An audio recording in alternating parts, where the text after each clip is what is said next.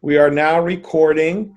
So President Green, if you will call us to order, you'll call us to order. We'll do a Pledge of Allegiance. We'll have one brief round of any comments to the public, and then we'll get started.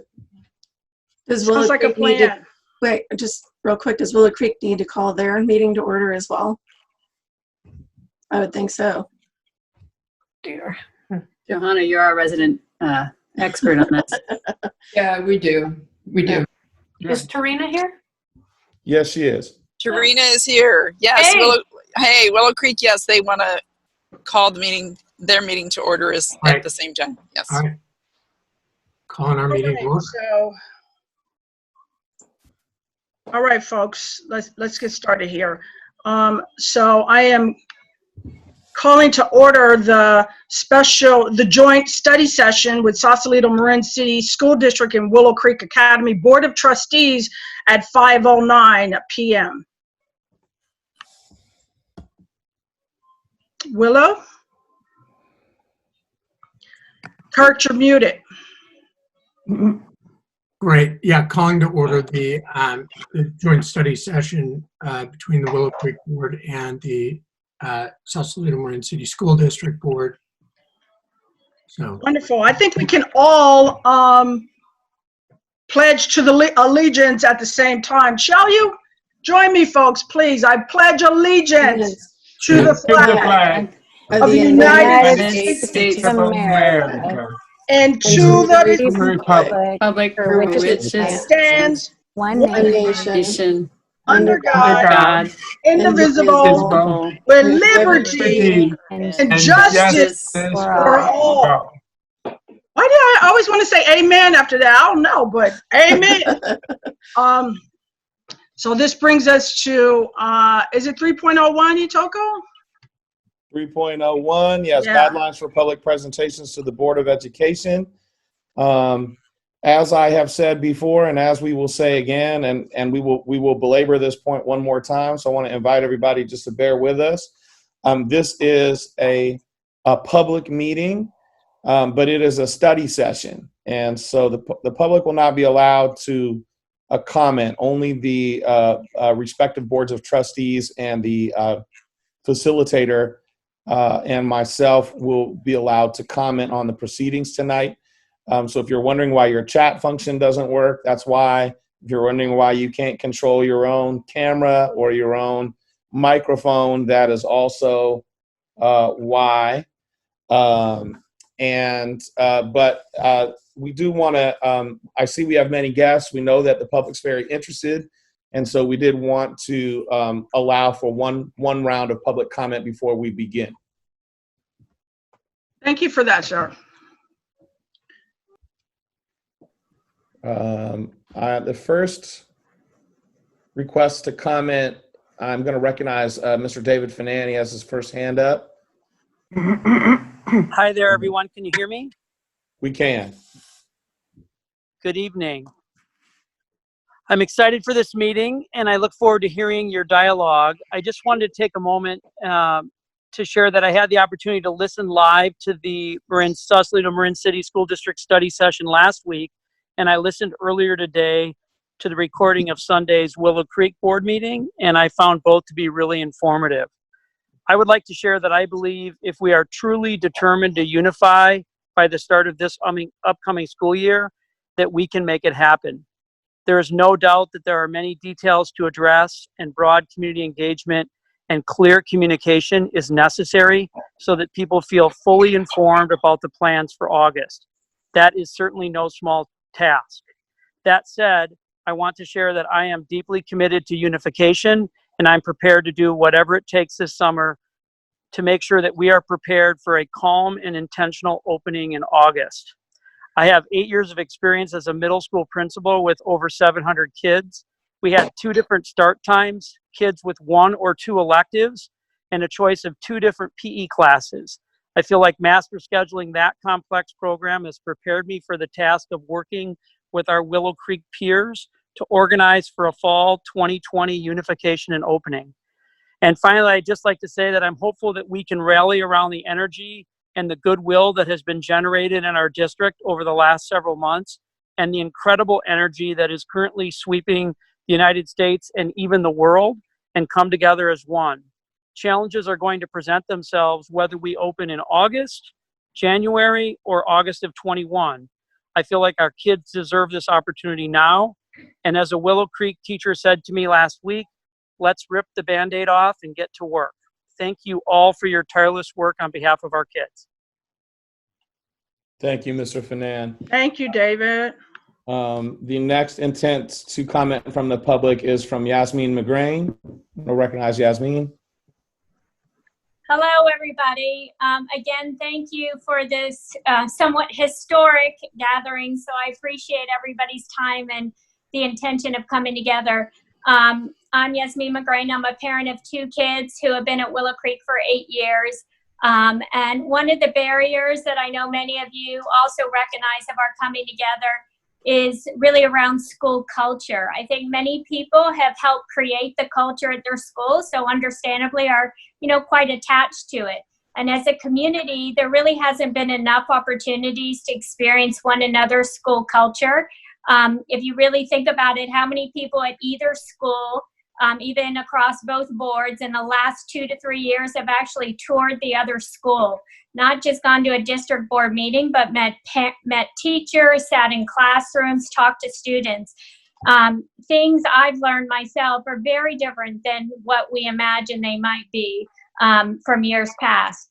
So it's less about people afraid of the other, I think. It's more about the fear of the unknown, which makes it really easy for people as humans to want to kind of hold on to the culture where you feel like you belong and you've kind of grown to love. But I just wanted to quickly give one example where I think there's a lot of hope, and it stems in the children.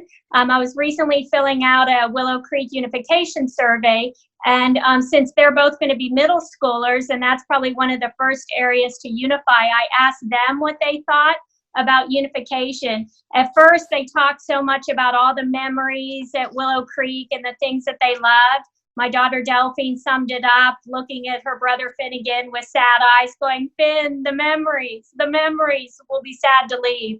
But I didn't say anything, and within about 3 to 4 seconds, Delphine says, but Finnegan, remember Bayside has those shiny red lockers, and she comes up with a whole, plan how she's going to decorate them. And then Finn jumps in and says, and they have that gym across the street, and Mommy, can I go over there and play hoops with my friends and bike home after school? And then he tells me about this outside hoop during that maybe the PE teachers will let them use, and would that be possible? And then Delphine talks about, hey, Finn, Miss Fung's over there. And remember our music teacher, Mr. Phil that you loved, and LaShawn's there too.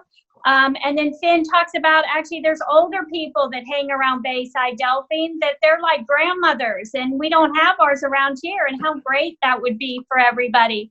And so finally he sums it up, and he says, I think, Mommy, that, the adults should talk to the kids more about this unification, because they know each other through sports, and they really seem to like each other and get along, and maybe we can help be in charge of some of this. And, maybe a good idea is if the adults did a pickup basketball game, and of course he tells me maybe that's something I can organize, and that'll help the whole process. So I really think there's a lot of hope if we all find ways that we can have fun together and get to know each other. I think the new culture will be even better as we come together. So just a thought. Thank you, Yasmin. I'm always ready for a game of pickup basketball, trustees, if you'll join me. That'd be a no. I'll tell Finnegan. Softball? Softball, yeah. I can play horse. I'm in. Horse, yeah.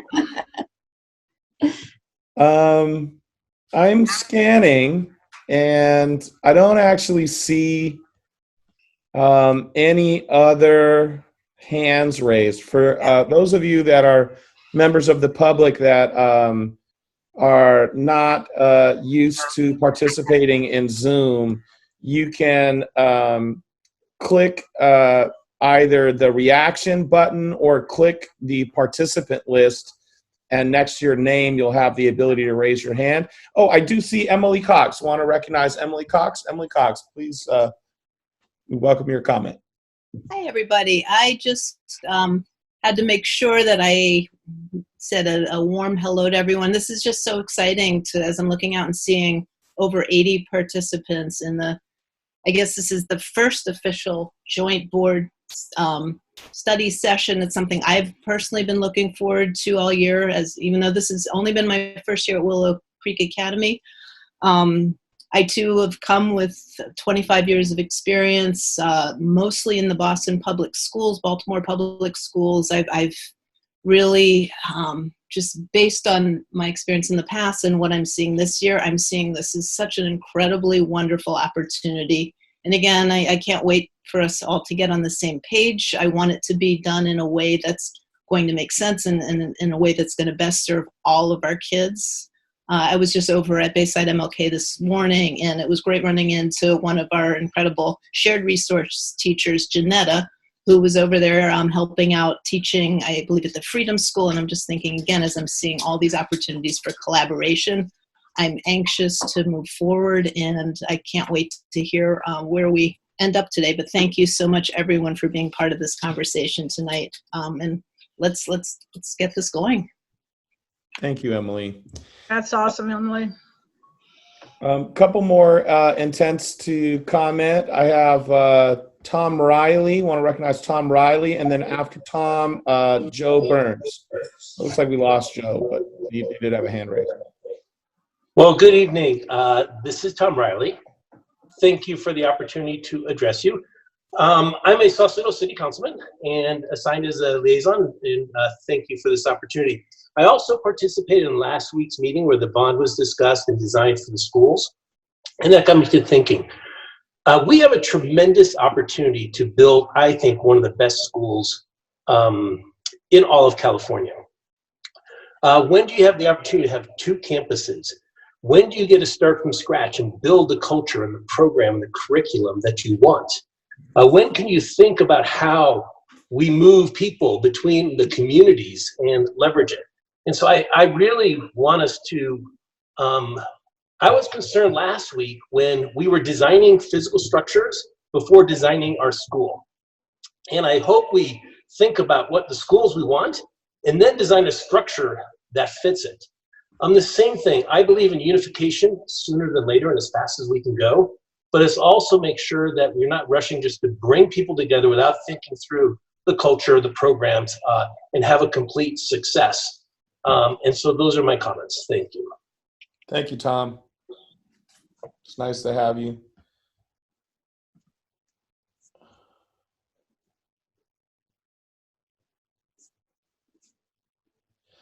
Joe said he felt like Tom covered his comments, so he yielded to Tom. So he has withdrawn his desire to comment. Well, then thanks again, Tom. Right. There's a few more intents to comment coming in. I have Tanya Zelinskis and then Jennifer. Whoever Jennifer's iPhone is, could you send me a chat message and identify yourself fully, please? And then followed by Lisa Bennett. So I'm recognizing Tanya Zelinskis. Go ahead, Tanya. Hi, everybody. I just want to speak really quickly. I am a Willow Creek parent, and I'm sorry, I'm not going to turn my video on because it's scary right now, and I'm cooking dinner.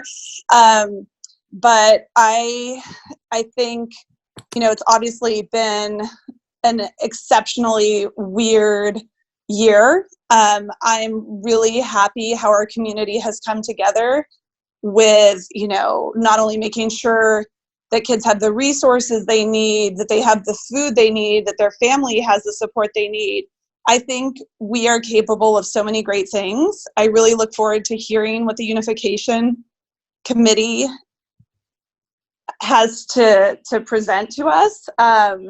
And I really would love to see us continue with this vein of transparency and trust and the intention that we're all working together to do the best for our kids and community. And that includes trusting what our unification committee is putting forward, and that we have put our trust in people to do the right thing, and that who have been doing meetings and really digging into the boring bureaucratic details to put this together. And I would, again, just like us to all move forward with the good intentions of what we want to accomplish for our children. Thank you, Tanya.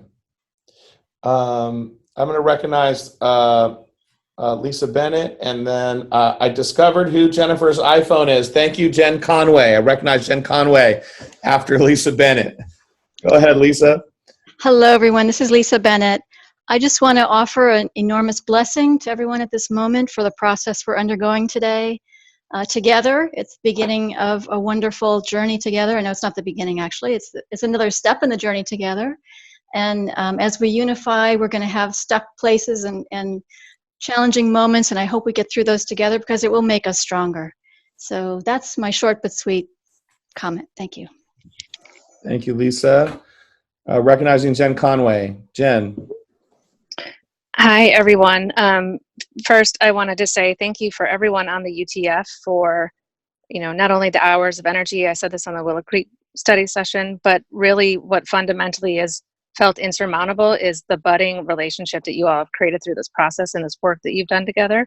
I think without that, we wouldn't be able to move forward, and you have paved the way by creating that trust and that relationship that is just so key to today being as productive as possible. And I was beyond thrilled to see the outreach and the notification of this meeting, and I am just so psyched and inspired with the openness and the energy that got put into that so quickly. It just warmed my heart and just reinforced the intent that I know exists everywhere. So I just wanted to say a huge thank you for doing that. It means the world, and I cannot wait to hear this meeting and the rest of the process go as well as I know that it's going to. Thank you. Thank you, Jen, and thank you for the nudge. We are Facebook Live broadcasting as we speak. Woohoo! All right. I do not see any further intent from the public to comment, but I would like to invite our very esteemed facilitator, Dr. Omawale Satterwhite, to comment by way of introduction to the community that may not know him, and to any of the Willow Creek trustees that have not had the opportunity yet to meet him. Dr. Satterwhite, would you say a few words? Yes, my name is Omawale Satterwhite, and I've worked for many years as a management consultant with community-based organizations. I began my professional career working in Marin City with some of the local groups. And over the last 30 years, off and on, I've worked in Marin City, supporting community organizations and groups in a variety of ways. I recently was invited to be the facilitator for the DAG meetings, the Desegregation Advisory Group meetings, and have now been invited to facilitate the joint meeting of the two boards. It is humbling and quite an honor to be invited to be a resource to you in this very, very engaging and really challenging but inspirational process. And I'm glad to be with you, and will be your timekeeper, your meeting manager, and support your dialogue in any way that I can. Omawale, I just want to say thank you so much for being available to do this and for being here. And I do know you from work that you've done in the community. So it is an honor for us to have you be a part of this. So thank you so much. Yeah, you are so kind, and thank you for the comments. It's true. Yeah, I just want to say that we were really excited, I think, as a group and as a board to have you join in this way and play such a critical role. It was great having you in the DAG meeting. So looking forward to this discussion today and hopefully many in the future. Thanks, Kurt. I appreciate the feedback. All right. Well, thank you everyone for your comments. We will now move into the study session phase of this meeting. And that means that the public will no longer be able to comment. This study session, as you will see shortly in a little bit more detail, is a study session of both boards, and only the boards and the facilitator and myself will be able to comment. I'm going to begin a screen share, and that will, President Green, if you can move us to item 4.01, outlining the unification process. I'd be happy to do so, sir. And you had mentioned that the public cannot comment, but everybody's muted, so how would they be able to? All right, folks, that brings us to 4.01. This is an outline of the unification process. Dr. Itoko. Yes, I will be using a little slide deck here to help us. And so welcome, everyone. I do want to just take a moment and reiterate that this slide deck, this meeting, everything really that we're going to present tonight and that we'll discuss is a product of a deep collaboration between three Willow Creek, sometimes not the same three, but three Willow Creek board members consistently, who are working professionals who have dedicated literally, as you will see shortly, dozens of hours, dozens of days worth of time. And of two Sausalito Marin City School District trustees, and I want to just especially recognize Johanna and Alina, and first Jim, and then Johanna and Alina and Lexi from the Willow Creek Unification Committee for really, I mean, just an incredible amount of work. And then Trustee Turner and Trustee Van Alst as well have put in, an amazing amount of time into getting us here. And I also want to recognize everyone that participated in the unification process up to now. Everybody that came to town halls, everybody that filled out surveys, everybody that participated in work groups and had their own countless meetings and hours on generating recommendations. As one of the public commenters noted, we actually began this journey together almost a year ago. Tomorrow is my 1-year anniversary as the superintendent of this school district. And this work on unification was begun within my first month on the job. And I just want to invite everyone to ground themselves in that reality, and that this joint study session is a year in the making.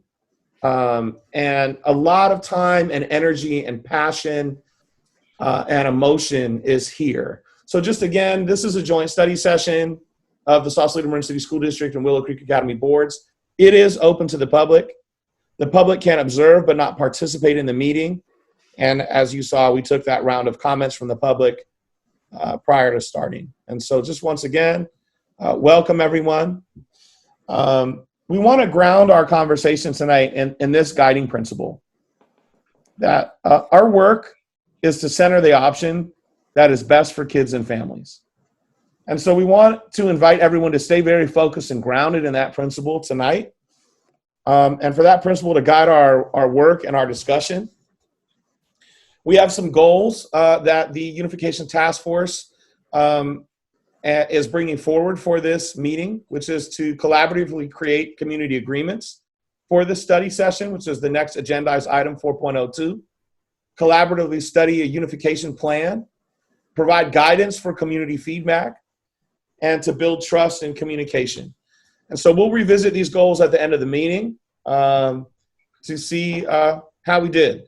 I'm going to sort of share facilitation with this meeting with Dr. Satterwhite. And this is the first formal point where I will pass the baton to him.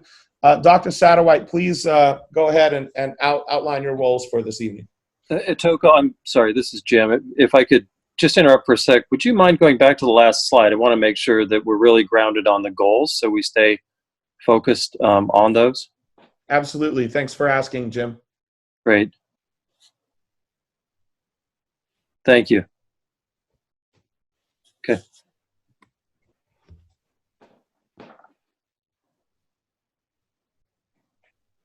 So the purpose of the meeting is to create an opportunity for the two boards to jointly examine, discuss, reflect on, and give feedback about the proposed unification plan and process.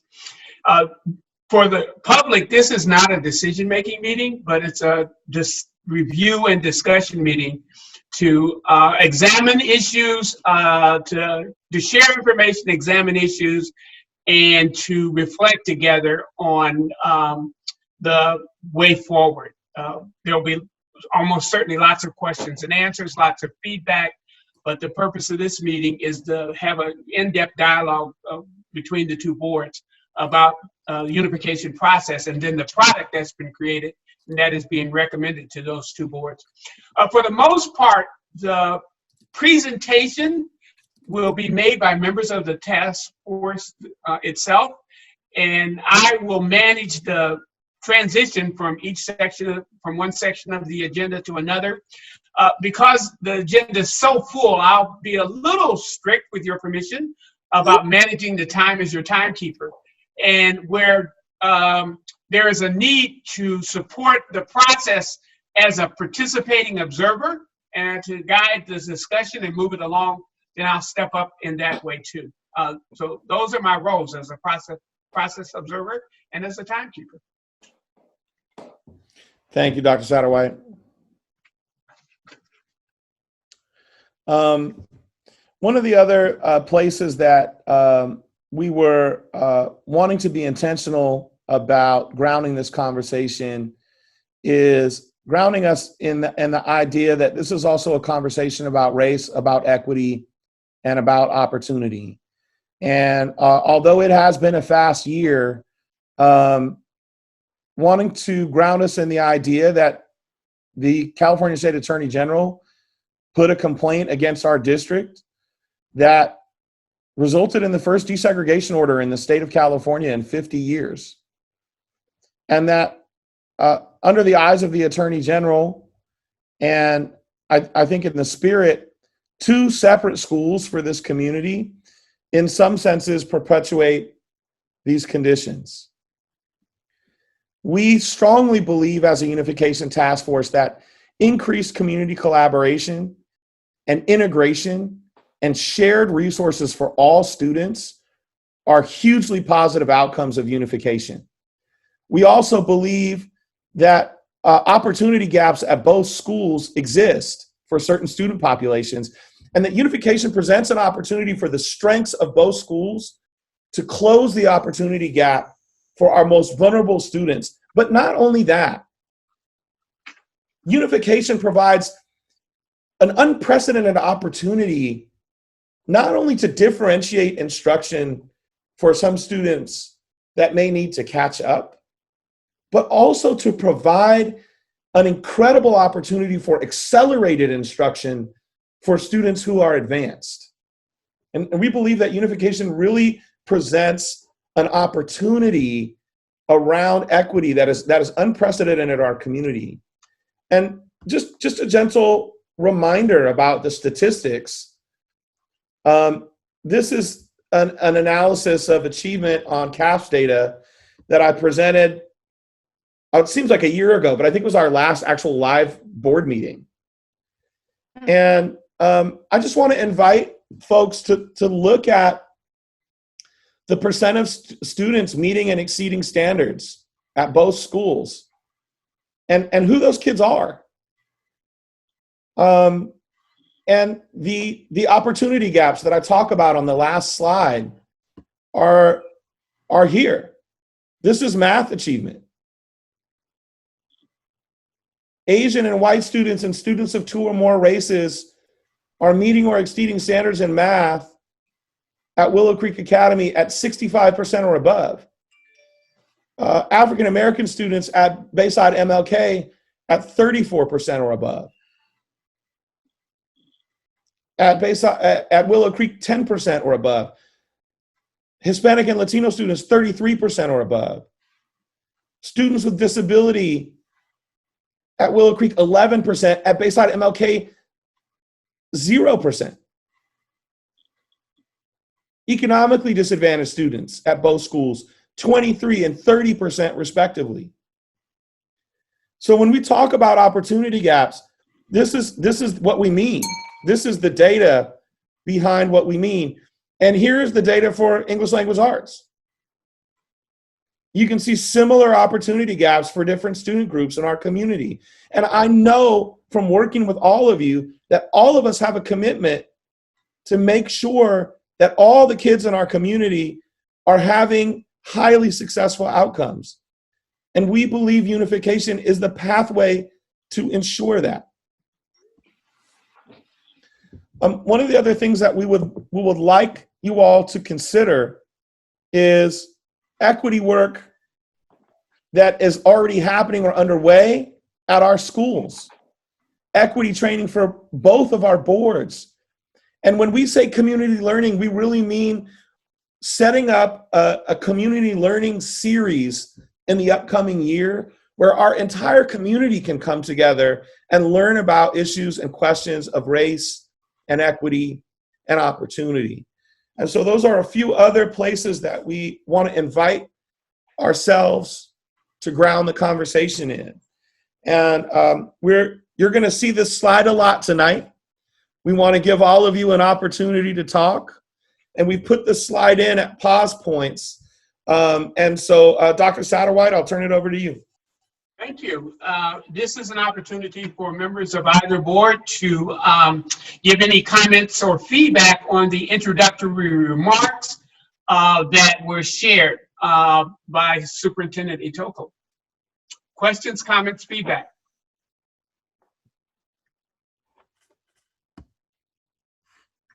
About the data, about the equity, race equity opportunity framework within which this conversation will move forward?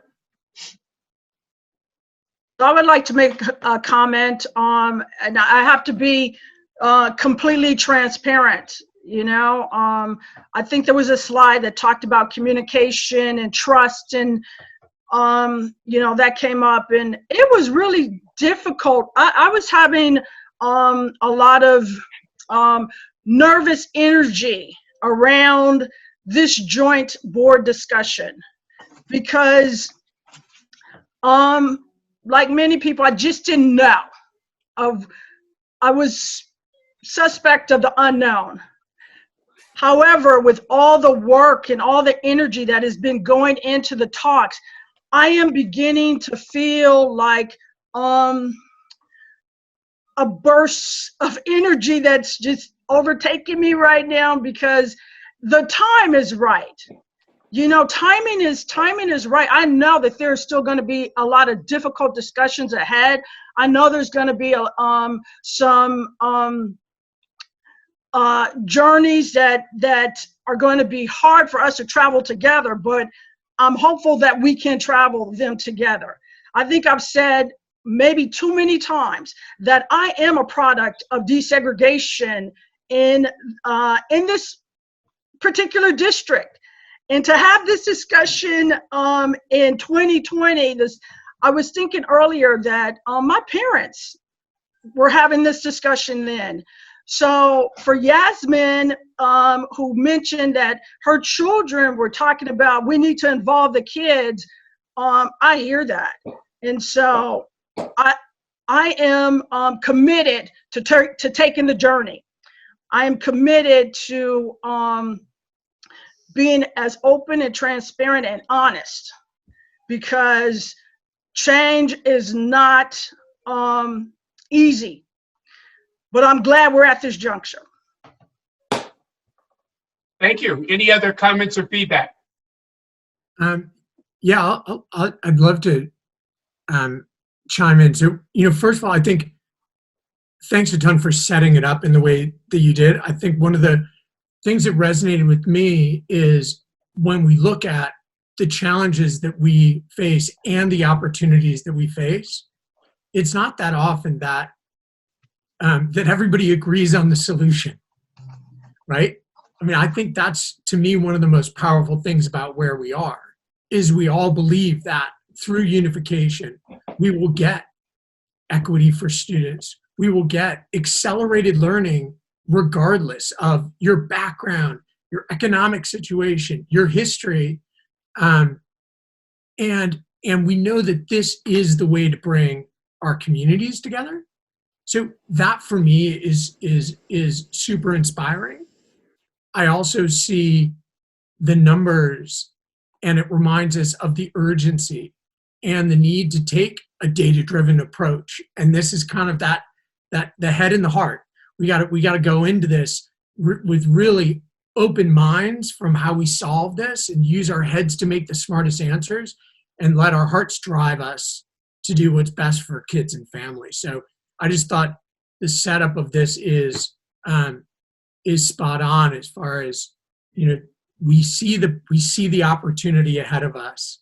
It's up to us to chart that path together, and to bring the community with us, so that they're actually racing ahead of us when we go down this path.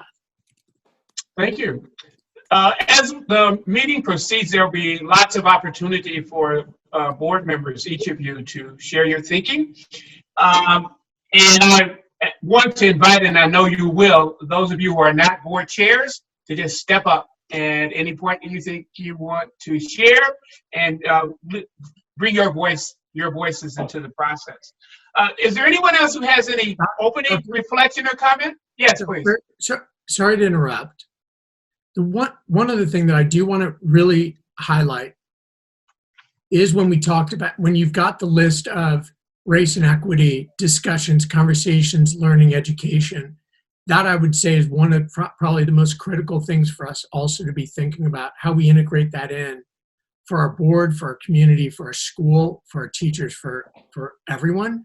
And I was just really encouraged that you had that kind of up front and center, because I think that is going to be critical for our success. So thanks a lot for doing that.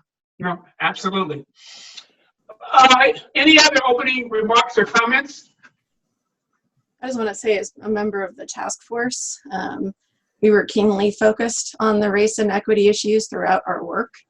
And I too am incredibly excited to do this work and be having this conversation now. Having been on this board for nearly 8 years, for us to now focus 100% of our time and energy on a unification process that can help bring the schools together and help bring the students together, and put all of our energies towards one unified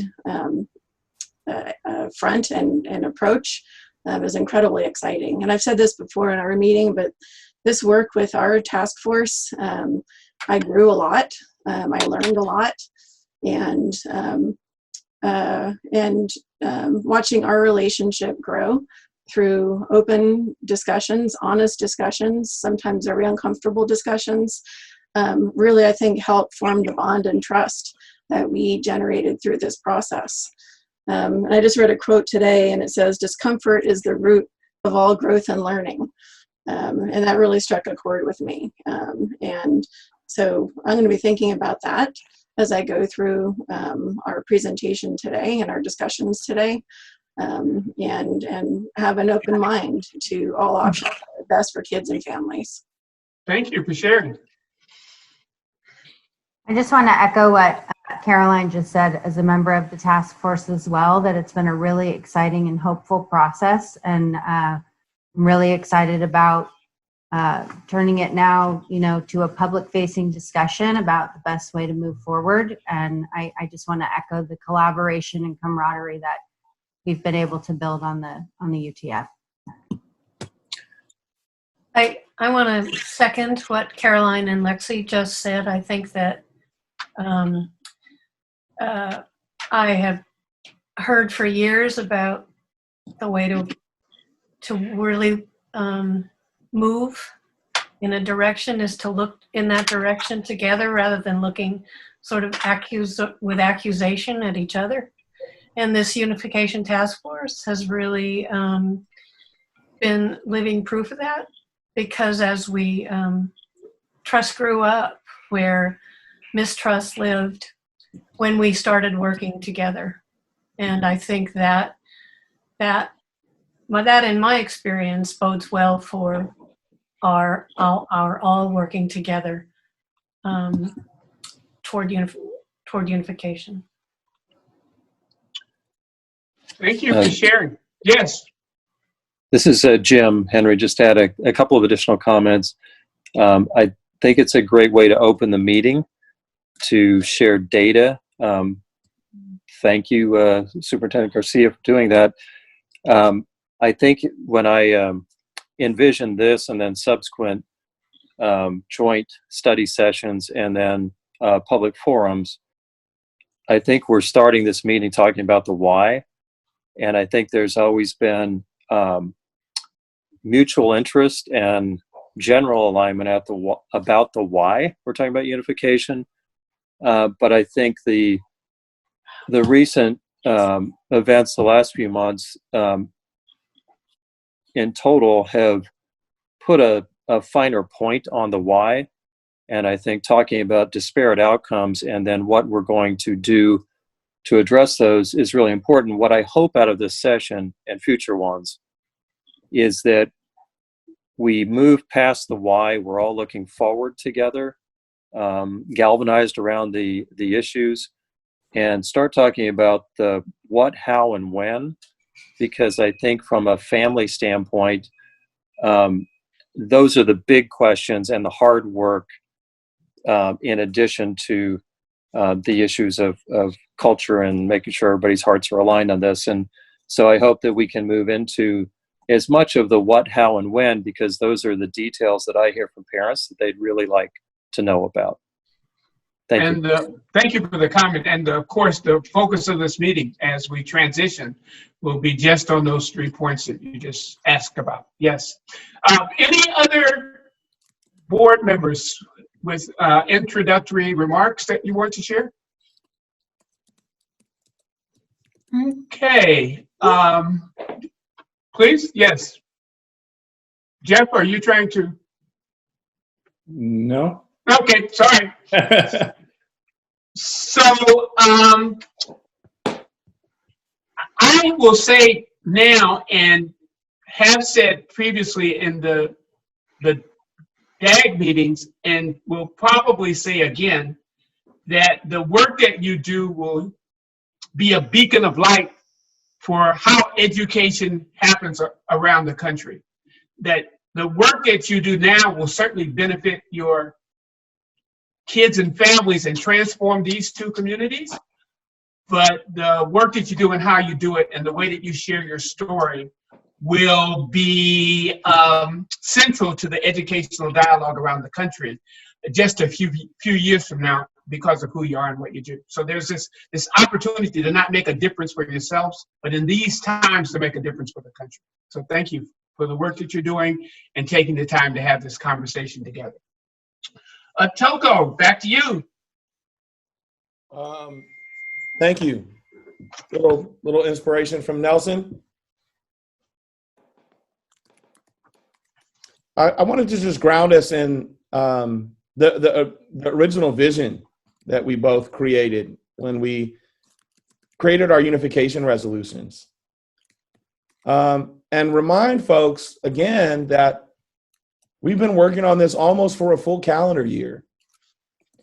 And that where we are after spending months upon months actively seeking input from and participation of parents and guardians and staff and community and students is starting to turn to the process of generating recommendations to our boards that have considered the advantages, disadvantages, issues, concerns, and feasibility of a unified school solution. I know that we've all been in a shelter in place for months, and the world has gone crazy over the murder of George Floyd, and it might seem like a really long time ago that we did all of this community engagement, but there's been a lot that got us here. And thank you, Jim, for such a wonderful segue on the who, the what, the why, and the how. But can you go back to that last slide, Itoko, please? I believe so. I thought you were going to read it. And by the way, are these slides going to be available for people to look at a later time? Absolutely. The Facebook Live recording can be viewed at any time. It is on our district Facebook page, and I'll also make sure that we post the slide deck to the unification tab on the district website as well. Thank you, sir. But really, we're in this space after we've engaged the community, after the work groups, meetings, reports, after all these unification task force meetings. We're in the place of really collaboratively developing this unification plan and building consensus around what is most likely to be successful. And I just want to remind all of our guests, once again, nothing's been decided. We're not even deciding anything tonight as boards. There's no action items. This is discussion, this is information, this is inquiry. As part of the original unification process that we laid out, part of what we said was that we may consult with local public boards and agencies. And that is really the space in which we're in. We're consulting with each other. And really in the spirit and space of outlining potential options for a single school solution, findings, proposals, and recommendations. I could just pause, be moved back to that slide. Yes, absolutely. Yeah, sure. And the second bullet point also, build consensus around the best pathway forward and generate a final report to the Board of Trustees of Willow Creek Board exploring possible options for a single school solution, including advantages, disadvantages, issues, concerns, and feasibility of same. That's been the work of our task force. Thank you. Thank it you. has indeed. And just a quick reminder of, how we set this up. And as Caroline said, that's really the space that we're in. We've had 26 unification task force meetings beginning last September, running all the way through last night. 50 hours of meeting time, 4 town hall meetings for the community, 2 different surveys, 70 community members engaged in work groups and recommendations, and 2 deadline extensions, the first in January and the second in March.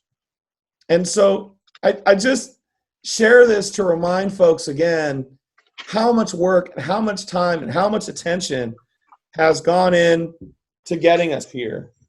And I wouldn't be me if I didn't invite us all to take a moment and breathe. So I want to invite all of you trustees to take 3 big deep breaths. Inhale for a count of 8. Exhale for a count of 4. Notice if you have any stress, any emotion, try to breathe it out of your body.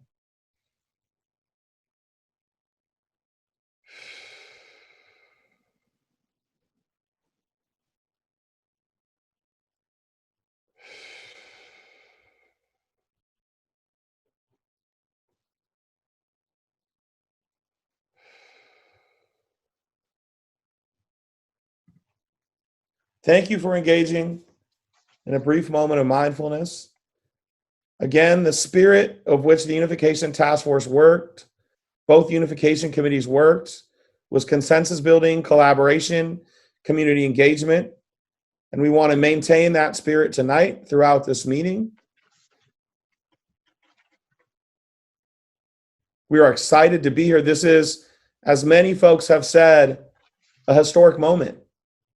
And because our 2 boards have never met together before, we feel like it was important to start this meeting with creating some community agreements.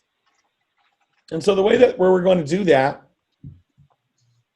is by allowing our trustees to actually break out and share with each other what are the most important community agreements from them. A small quote by Linda Christensen: "A community is a group of people who are consciously committed to going beyond their personal biases, attitudes, judgments, and opinions to achieve a shared vision that would otherwise be impossible. The truth of a community is beyond the words, titles, and affiliations. It acknowledges discomfort, upset, and fears, as well as the longing and the love that is deep within every human being." So why we felt it was important to create some community agreements is that some of our most critical conversations are emotional and painful and uncomfortable. And many people won't engage or be vulnerable without emotional safety and trust. And that our relationships between our boards, our relationships between each other amongst the Unification Task Force are really models for our community. We may seek at times, although we won't make any decision, to build consensus tonight with you. I'd like to invite you into a fist to five consensus building process. Basically, a fist is a very strong disagree. A 1 is a required discussion. A 2 is a desire more discussion. So everything to the left of the line in the middle is basically no. A 3 is a lukewarm, meh, I'll support it. A 4 is a yes, I'll help. A 5 is a very enthusiastic yes. 1 so enthusiastic that you might agree to lead an initiative. So what we're going to do is we're going to put you into breakout rooms with one other board member, and we're going to invite you to spend the first minute in your breakout room thinking about 2 community agreements that support you to show up at meetings as your best self. Then we want to invite you each to spend 2 minutes sharing those agreements with your partner and why they are important to you. And then we want you to practice in a dyad using the fist to five protocol to synthesize all of the agreements that you both have in your group until you agree as a group on only 2 agreements. And when you come back from the breakout room into the whole group session, you're going to offer just those 2 agreements. And as a whole group, we'll build consensus around community agreements synthesized from each pair. Does anyone need a clarification on what I'm asking?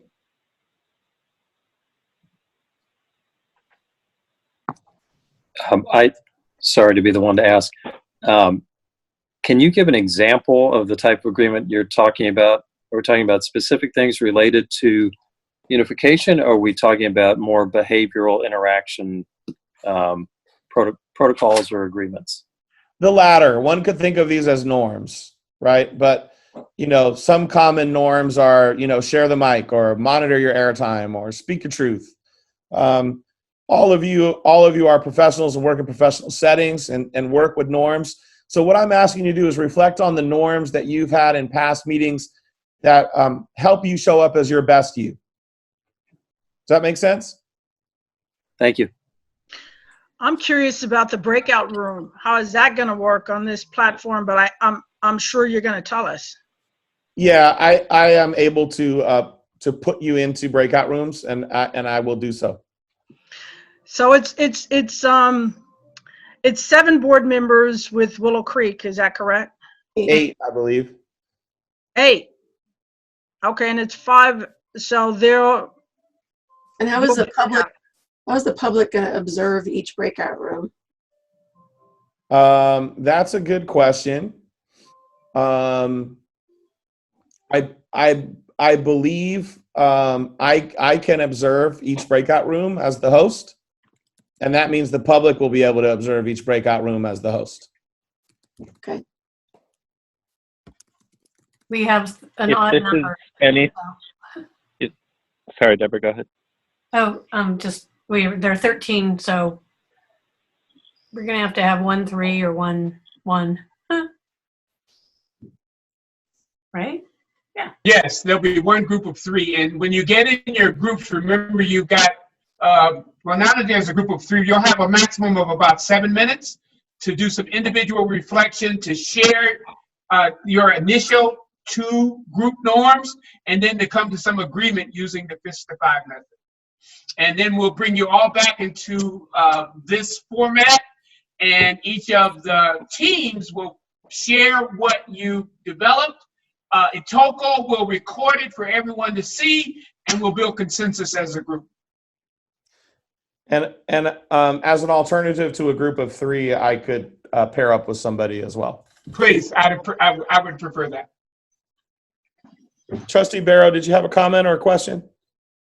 Yeah, I've participated on Zoom breakouts before, and while you may have more options as a host than what I've seen, I don't think people not in a breakout, other than the host, will be able to see the breakout. It's been my experience. I also have a question around, are we technically still convened in a meeting while we're in the breakouts, or are we doing a short recess for breakouts and then reconvening? It's more of a technical process question. That's a great question. I think. But this is a study session, so. I think we might lose quorum, that's all. it might be safest to recess, break out into the groups, and then reconvene. I agree. Yeah. And we'll do it.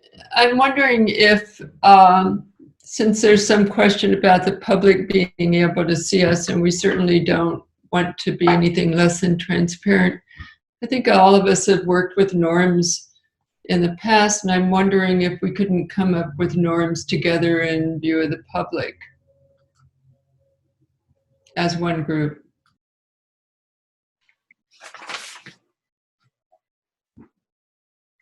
I mean, it takes away from the exercise. So I think if the public would you know, give us the liberty to allow us to do this exercise, and we come back, they'll get the results of what was discussed within those small group settings. An opportunity for a bio break from the public. And that too. I just want to chime in to say I agree that we should do these. I'm excited. I've done them quite a lot of times in other meetings, including on Zoom, where you break out to 2. And I think it will create a very powerful way for us to move forward, having come up and created these agreements in 2s. And because we are still in meeting, we actually won't break quorum because we'll still be in the meeting, and you'll still have enough of a quorum for the meeting not to be in violation.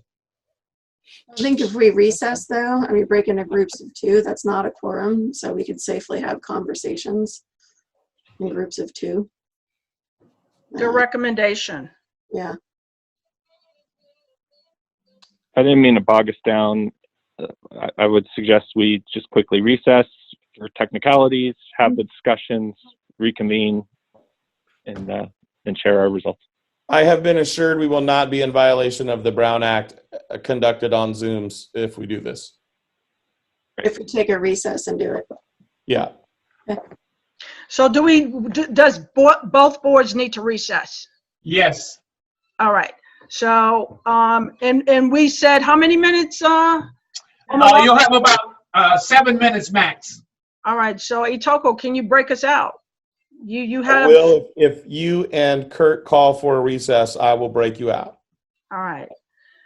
So we're going to recess, folks, at this time, 6:07 p.m., and we will come back. And we're going to recess, as Ida said, at 6:07 p.m., and we will be back.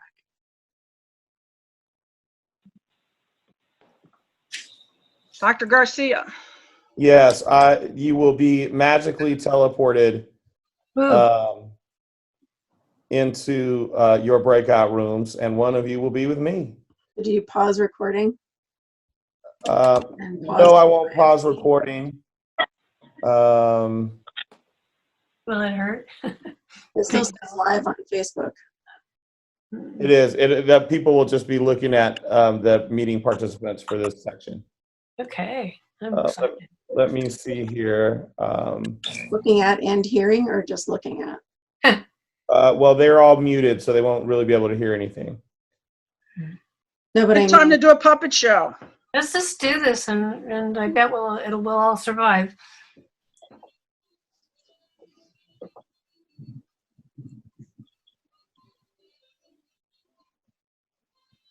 Atoko, this is Josh. My video's coming in and out, but my audio is stable. So if you lose sight of me, it doesn't mean I'm gone.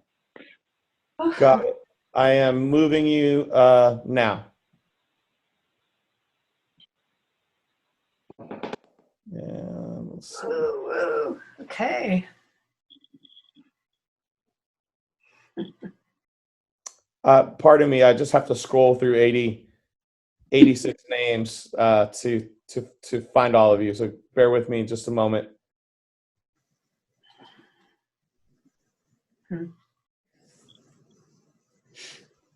If we all speak, does it move us up? No. Oh, great, because then our tiles will show up at the top. No, it's alphabetized by first name. Oh.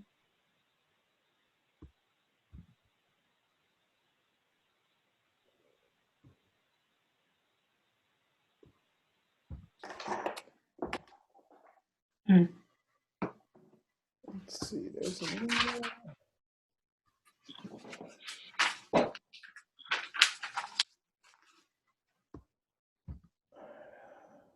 almost there. Our thinking part, because that happens without, the reflecting part. We could save a couple minutes. Thank you. Everybody is now reflecting and developing your two norms. Okay.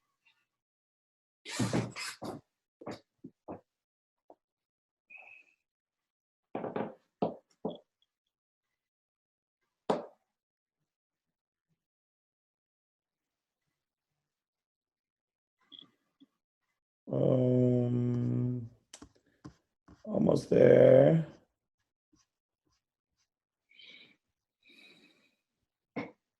Caroline, you threw me for a loop because you're a Van Alst C. Let's see.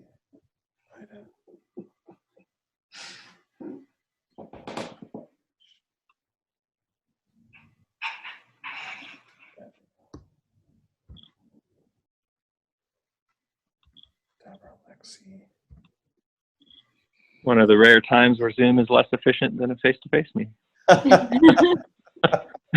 We wouldn't have been able to figure this out in person either. Yeah, probably not. Okay, we're almost there. By the way, Josh, I like what you're doing, up in the mountains, the facial hair. Oh, thank you. It's awesome. I love it. You look like your Uncle David, Josh. When you came on, I was like, whoa. You look a lot like your Uncle David. Okay, here we go, folks. Kurt, I have to pass the host to somebody else, and I'll join you shortly. I'm going in my room. Steve, can you assign me to Kurt's breakout room?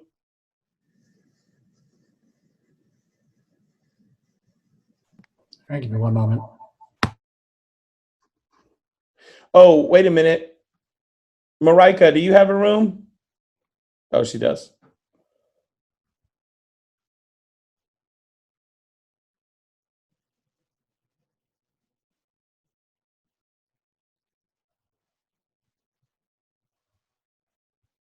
Actually, I've never done that before. Could you walk me through it? Yeah, if you hit the more, or you should have a little icon at the bottom that says breakout rooms.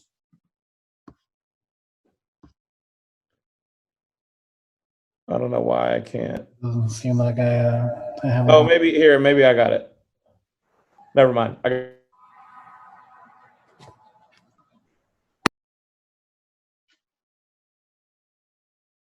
To the audience, both boards have taken a recess, and are using this opportunity to have smaller group conversations to develop group norms or participation guidelines. And after roughly a 7-minute period, everybody will come back. The meetings will be reconvened. Each of the pairs that are now talking will share the results of their conversation about group norms. All of those will be listed as each group reports out, and we'll come to some consensus about what the group norms will be for the two boards, not only for this meeting, but preferably also for future meetings.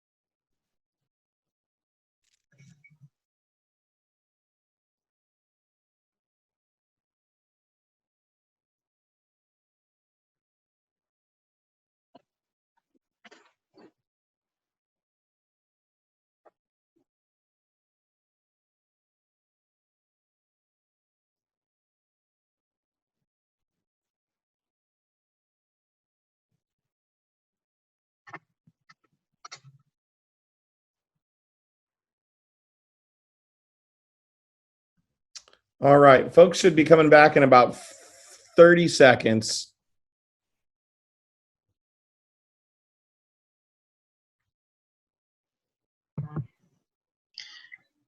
Dr. G, you're gonna have to show me how to do that. That was like, whoa, interesting. Well, that was fun. Is everybody back? Yeah. And it's about 17 seconds. Mm-hmm.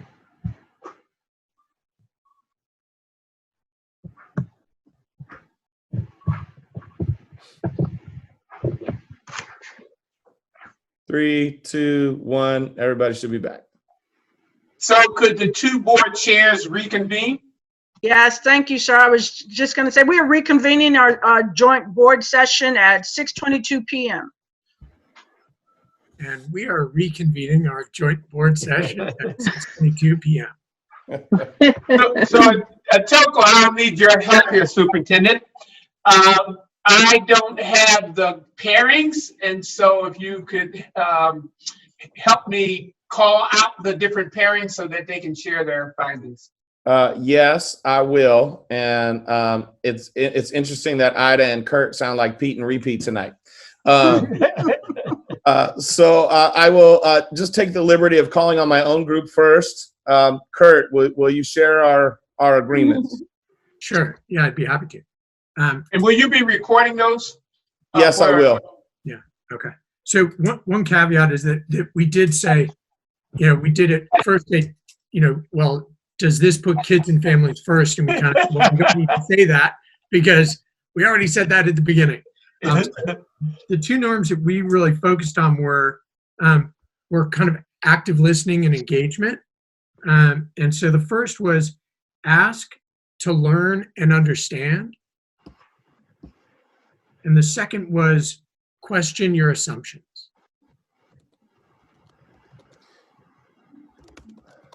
Thank you so much, Kurt. And Alina.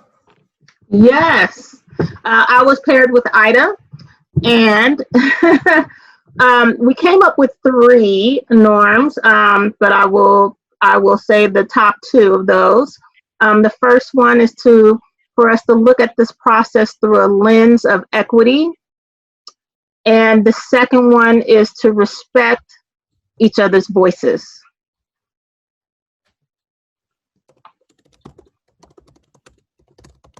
Awesome. Thank you.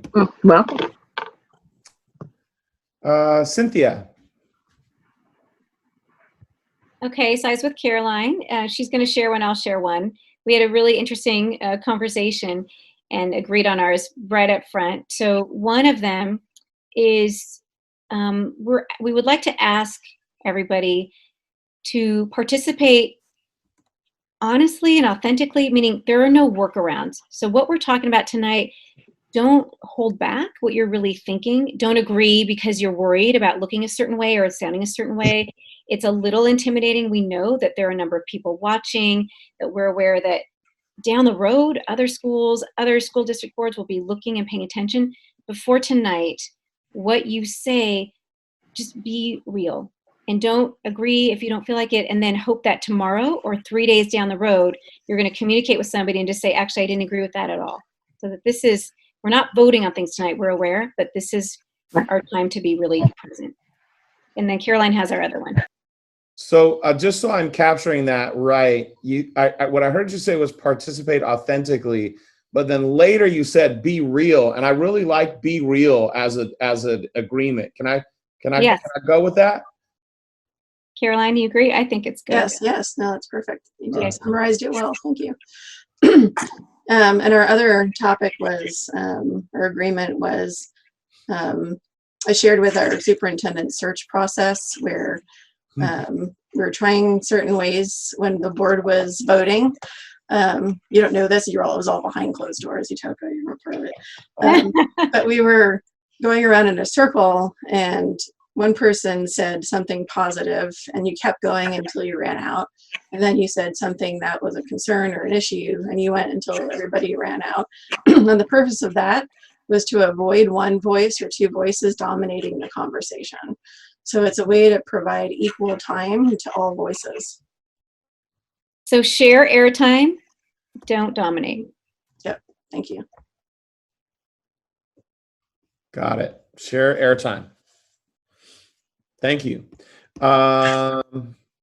Let's see. I apologize for this not being a little bit more of a random order. I'm going in the order of the tiles that I see on Zoom. So know that is the selection process here and not any other thing. Lexi, I want to invite you to share your group next. So Deborah and I were paired together, and we discussed the fact that I shared that I was feeling a little bit nervous about tonight. I have some of that nervous energy that that Trustee Green was talking about earlier, and we both engaged in some physical activity today so that we could try and keep ourselves calm. So we had stay calm and present. Nice. And we had another one. Deborah, you want to share our other one? You're on mute. Oh, she's on mute, Itoko. Let me, Steve, can you unmute Deborah, please? Anyway, we were somewhat relieved to see each other yet again next, another night.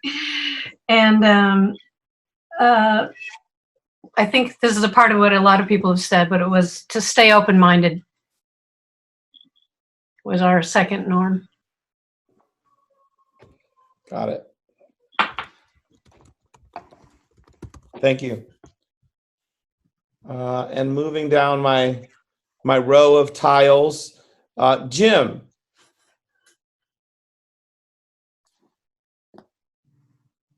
You're muted, Jim. I was asking if Johanna wanted to start. Johanna's muted too. Okay, then I'll start. This is I may be off base in terms of the exercise, but one of the things we discussed is ensuring that as we meet in these joint sessions or otherwise, that we're respectful of each other, including each other's time, and that we stay grounded around the agendized discussion and our meeting objectives. So I'm going to invite you to, we had another agreement that was respect each other's voice. Is it, is it okay if I just add and time to that agreement?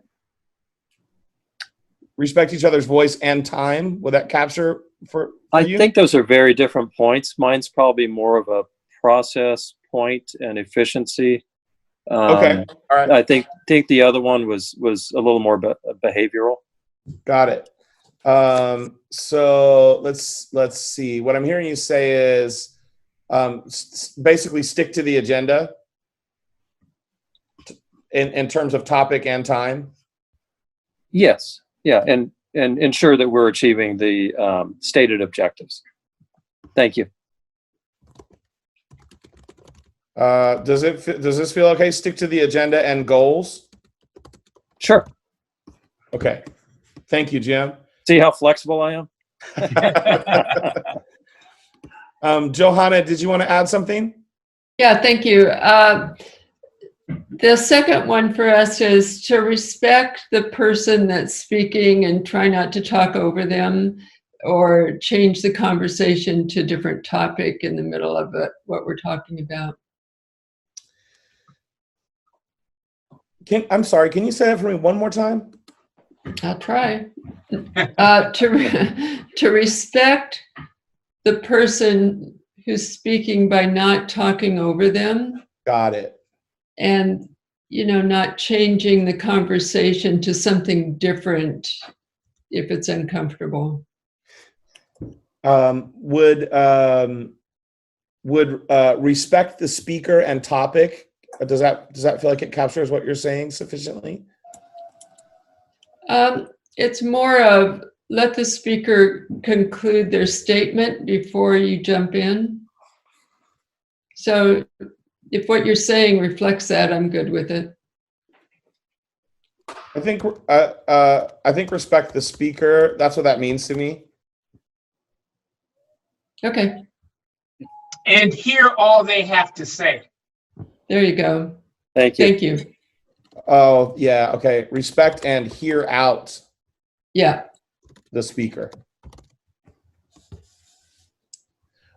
One thing I usually do when I do this exercise that for some reason none of you needed any prompting on is that all of these community agreements are positive.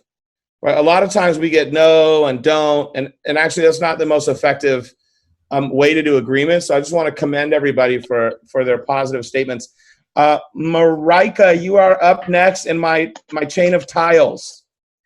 Well, I was paired with Josh, and I'm about to break your mold of positive, perhaps. But I'm going to try to pose it in a positive light, the first one, and Josh, I'll let you take the second one that we agreed on. Assume nothing about a speaker, about what they're saying. If you don't quite understand what they're saying, or ask. So just don't assume, ask for clarification, because that may answer your question for you. Got it. I kind of paired this with Kurt and I's offering of question our assumptions. I put question our assumptions / assume nothing. And then I put a second one there, which is ask for clarity. Does that feel like it captures where you're going? Yeah, I mean, I think in terms of assume nothing also means about the speaker and the speaker's intent. So it may be a little bit of a version of what you and Kurt were talking about. Sometimes inflection or how someone's speaking may mask what they're really actually trying to say. And so it kind of is paired with listening to someone and what they're trying to say, not assuming. Thank you. Josh, did you want to offer another one? Yeah, our second one was very close, basically a dupe with what Deborah put out in terms of, I think she phrased it as maintaining an open mind. I think we had bringing an open mind, but we added one word, the word independent open mind, talking about while we may have other affiliations or kind of represent different groups or constituents or organizations, that as trustees, we have, we need to maintain some independence of thought while we're open-minded. Got it. I don't know if that's significant enough to, I'd still group it with what Deborah put out there. So I put keep an open / independent mind. Does that work for you? Great. Yep. Works for me. Awesome. Let's see. Who is, I think that, is that everyone? Bonnie. No, the lawyers. Jeff, I'm going to defer to you on the first one. Okay.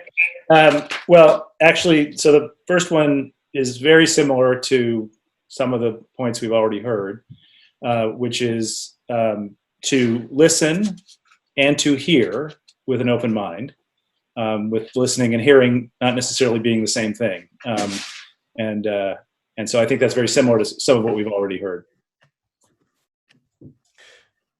Do you feel like the ask to learn, listen and understand and keep an open, independent mind, do you feel like those captures what you wanted? Or yeah, I think that a lot of what's already been said captures what I've described. What I've just, yeah.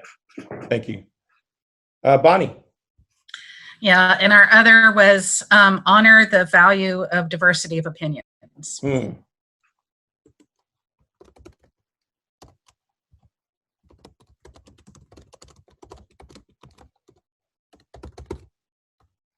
All right, excellent work, team.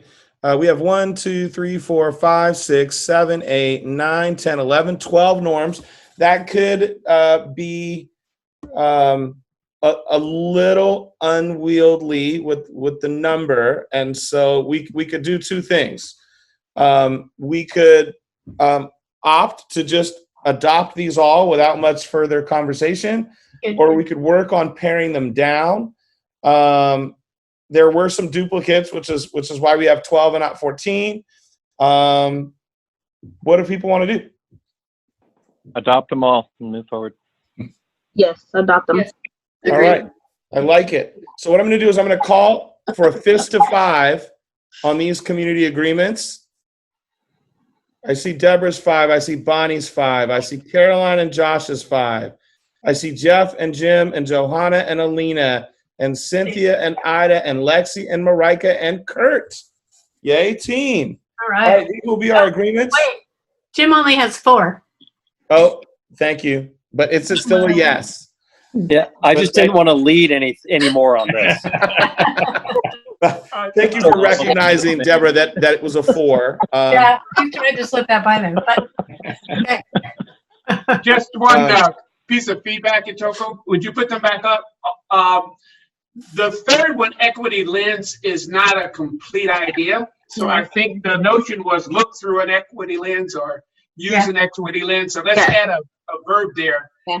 And I'm hoping that doesn't modify the intent of the speaker. I don't think so. I think it is intent. Yeah, it was look through. That was from Lena and myself, and I believe she said look through. Look through an equity lens, yes. Look. Okay, that's my feedback. It's a great list. Thank you, Dr. Omo, and thank you, trustees. I really appreciate all of you for kind of leaning into that activity. And as we go through our discussion, we may refer back to the community agreements as part of the discussion. And so we've got about an hour and a half, a little less than that, to get through the discussion of the presentation of the process and then the actual recommendations themselves. And so I'm going to ask us to move at a slightly quicker pace as we go through the rest of the agenda. Please, Dr. Itoko. All right, well, let's dive in. So last qualifier before we start looking at stuff, there was a lot of conversation about the word structure throughout the unification process. So much conversation about the word structure that the Unification Task Force spent almost an entire meeting just attempting to define what structure means. And so we wanted to invite the community into these definitions. When we talk about organizational structure, we're talking about both governance structure and whether it's a charter, a traditional, or a hybrid of charter and traditional. When we're talking about personnel structure, we're talking specifically about human resources, unions, and staffing. When we're talking about facility structure, we're talking specifically about gray level configurations. And when we're talking about financial structure, we're talking about Willow Creek support during unification, as well as district obligations. When we're talking about curricular structure, we're talking about dual language, STEAM, project-based learning, pre-K, kind of programmatic elements, if you will. Can I interject for one moment, please? Yes. Because I just want to know, did we move down the agenda? Are we now on unification options, or are we still on community? Because we are now on unification options. Okay. Thank you, sir. Yeah.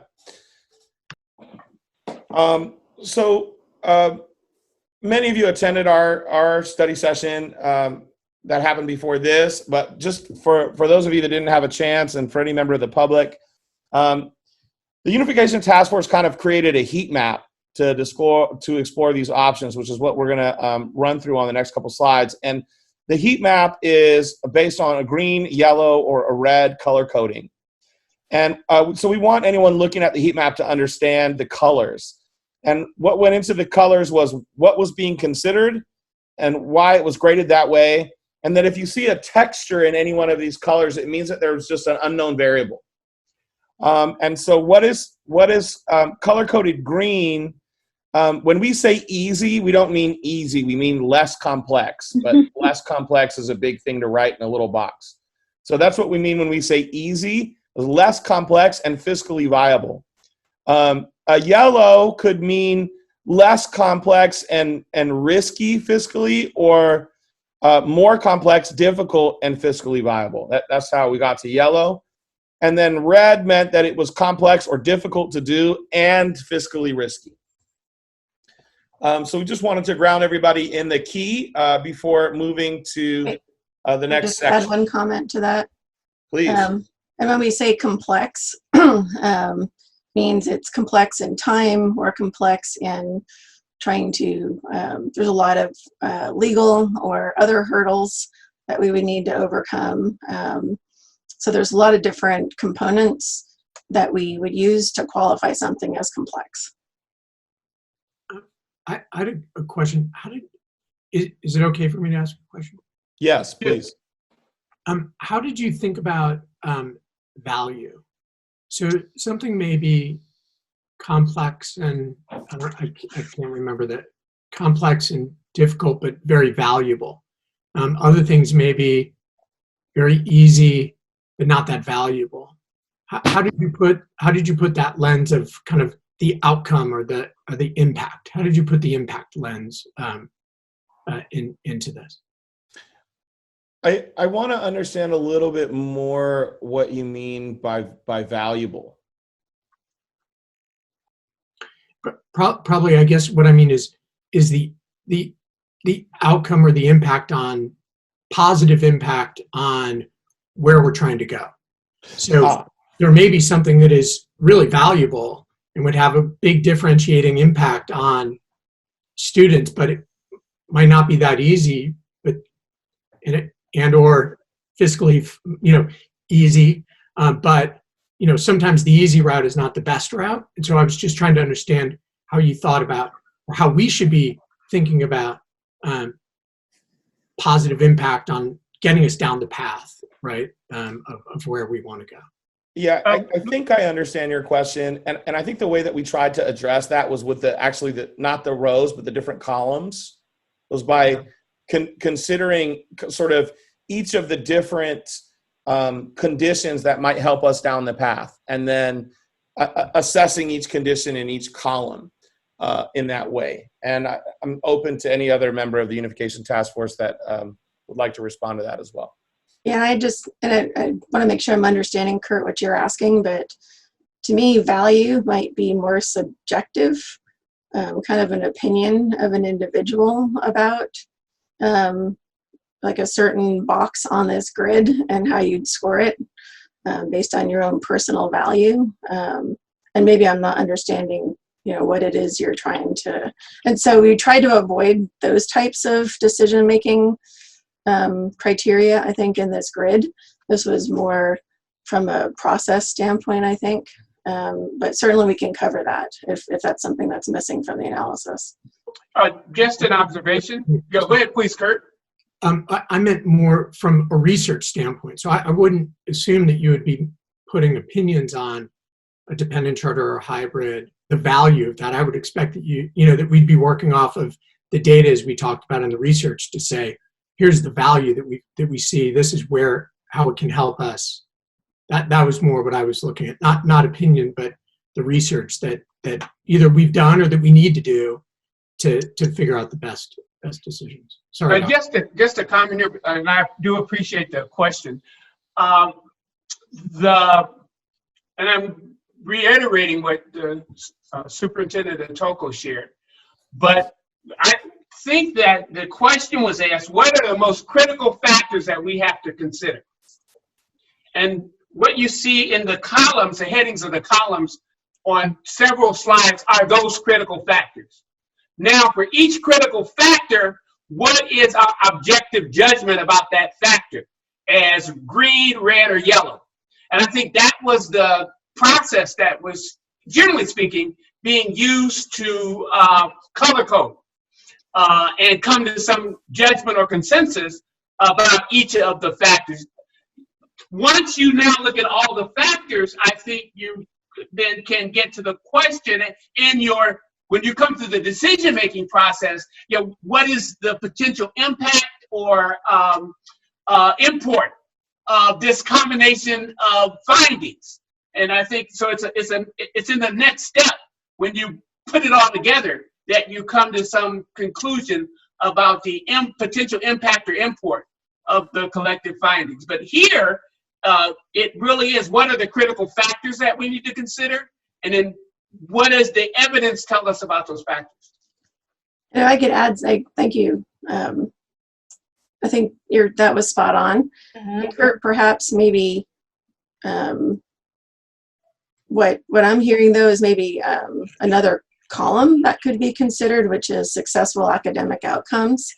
And does any one of these structural options offer a higher level of successful academic outcomes over another? Is that, so maybe it's another column we need to add to the table and provide some analysis or information just to color code those or add to this table. Does that hit on what you're saying? Yeah, I think that's a really important to mention. I think too in the next slide, there is a column that may speak to your concern, Kurt, and that is curricular flexibility. And to me, that gets to the heart of what you're saying, and that we felt that all these options provided for that.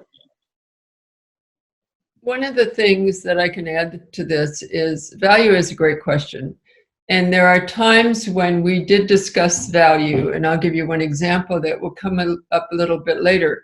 When we talked about middle school, we talked about what is it, if we had a middle school on a separate campus, would it be 7th and 8th grade only? And we analyzed that and realized that the value of having the 6th graders there too added to the value of the instructional program. So value was discussed in that manner from time to time. But I believe when we go through the evening, there might be other places where we have the question of value. So I think it's a fair question, but we did try to address that when we went through things. I agree it's important at one stage, but I do sort of support kind of an agnostic assessment first of sort of ease, and then you layer on, guiding principles or goals to that assessment. But I think almost like an auditing of some of the basic decisions, knowing that we have some constants that will layer in. I liked that characterization of it.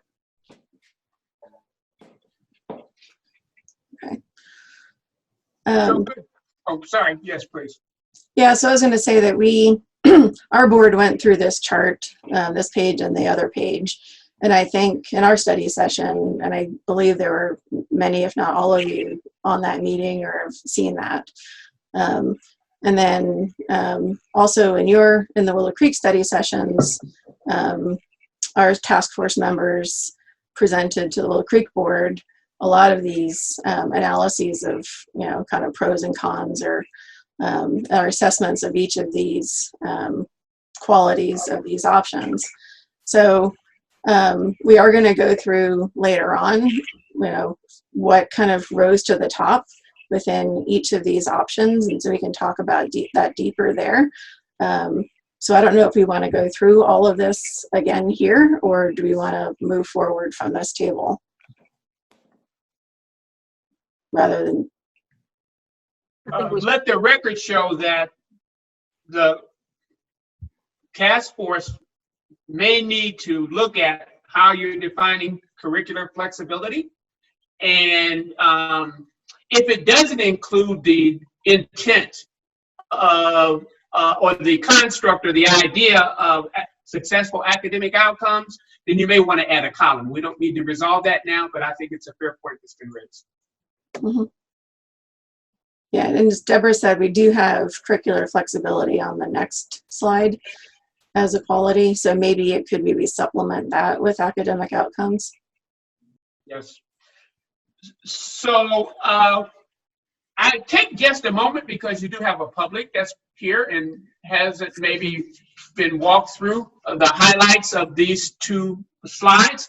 So could Superintendent Garcia and task force members highlight the public, please? Highlight these two slides for the public. Sure, should I take it away? Yeah, go Caroline. All right, I drew the short straw.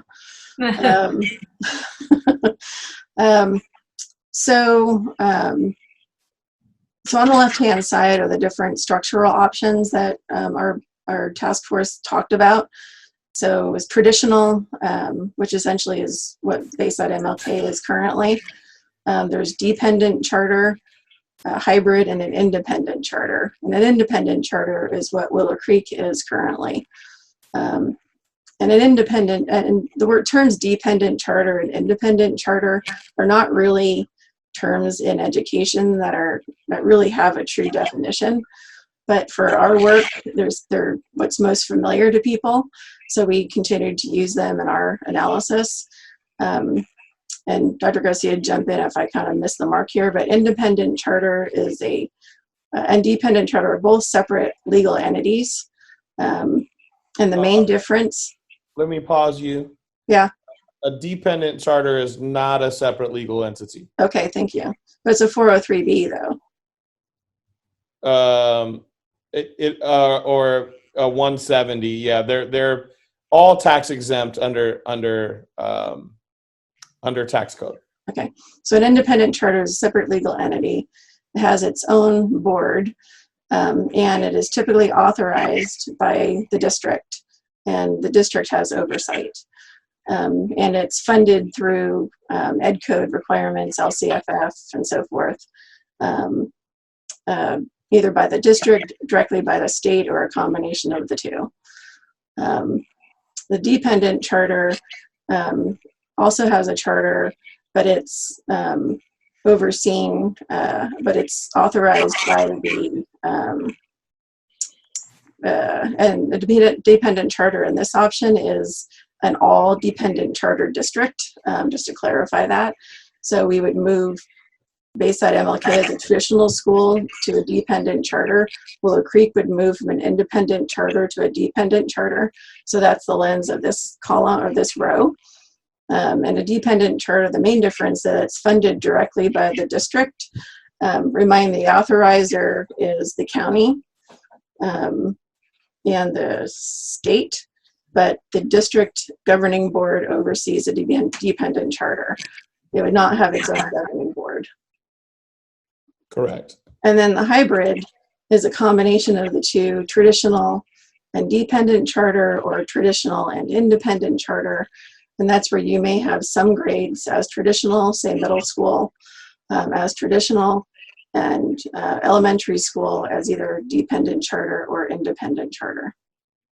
Caroline, do you mind if I ask a question about dependent charter status? Why the interdistrict transfer agreement situation would have to be so difficult there? Is there a particular reason? Sure. So we'll jump to that column. Interdistrict transfer agreement.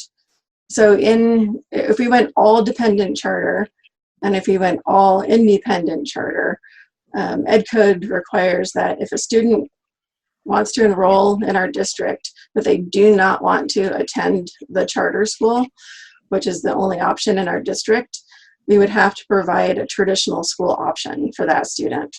And in order to do that, we would need to create an inter-district transfer agreement with another district.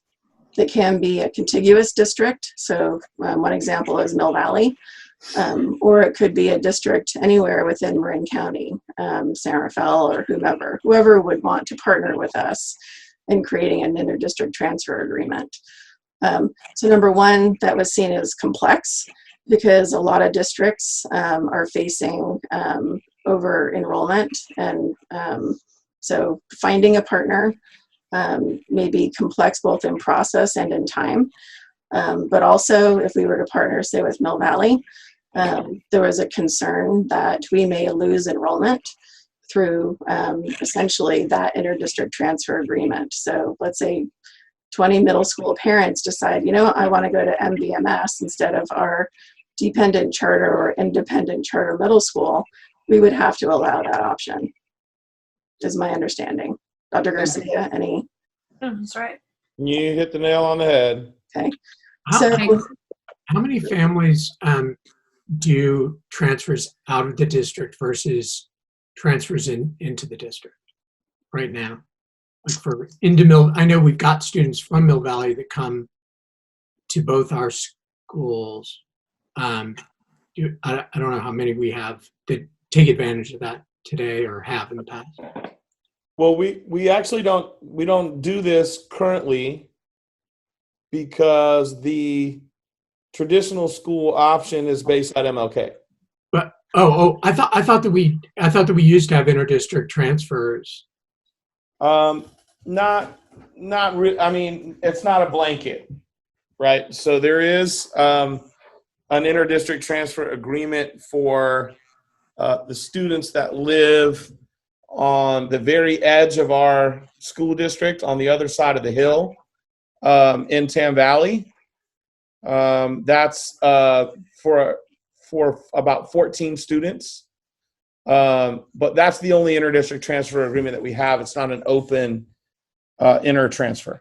Oh, yeah, didn't we used to have an more? Not to my knowledge. Maybe. Yeah, my understanding is this interdistrict transfer agreement is much more wide and available to parents who want to avail themselves of this than we currently have. My understanding it's more restrictive. There's certain, if there's a situation of bullying, students may ask for an interdistrict transfer, things like that. But this would provide a pretty open corridor for interdistrict transfers. Could I ask the task force to share what your conclusion is from this slide? Well, that column in particular, as Micah had asked, I'd explain the red was because the task force felt that it's both complex in obtaining an interdistrict transfer agreement. It may be also a little bit off our scale, but a little bit undesirable, that there may be a risk in a loss of enrollment through these open interdistrict transfer agreements under either an all-dependent charter or all-independent charter. While we don't get, we're a basic aid or a community-funded district, so loss of enrollment wouldn't necessarily mean loss of income. But at the same time, if we're trying to retain families, trying to maintain a diverse district, and retain the strength and growth that we've obtained so far, that presented a risk to all those. One of the things that we came, go ahead, Lexi, I'll go ahead. Okay, I'll go after you. I just wanted to say that the hybrid is yellow because our understanding is if you have certain grades that are charter, that you have to have the interdistrict transfer agreement for those grades. That's right, thank you. The other thing, the reason traditional has more green than the rest is through the Unification Task Force, we had lots of discussions of what do you lose for a charter school to become a traditional school? And there was a fear that traditional schools don't have flexibility in their pedagogy or their curriculum output or any of those things, which is an error. Traditional schools have all the flexibility in the world.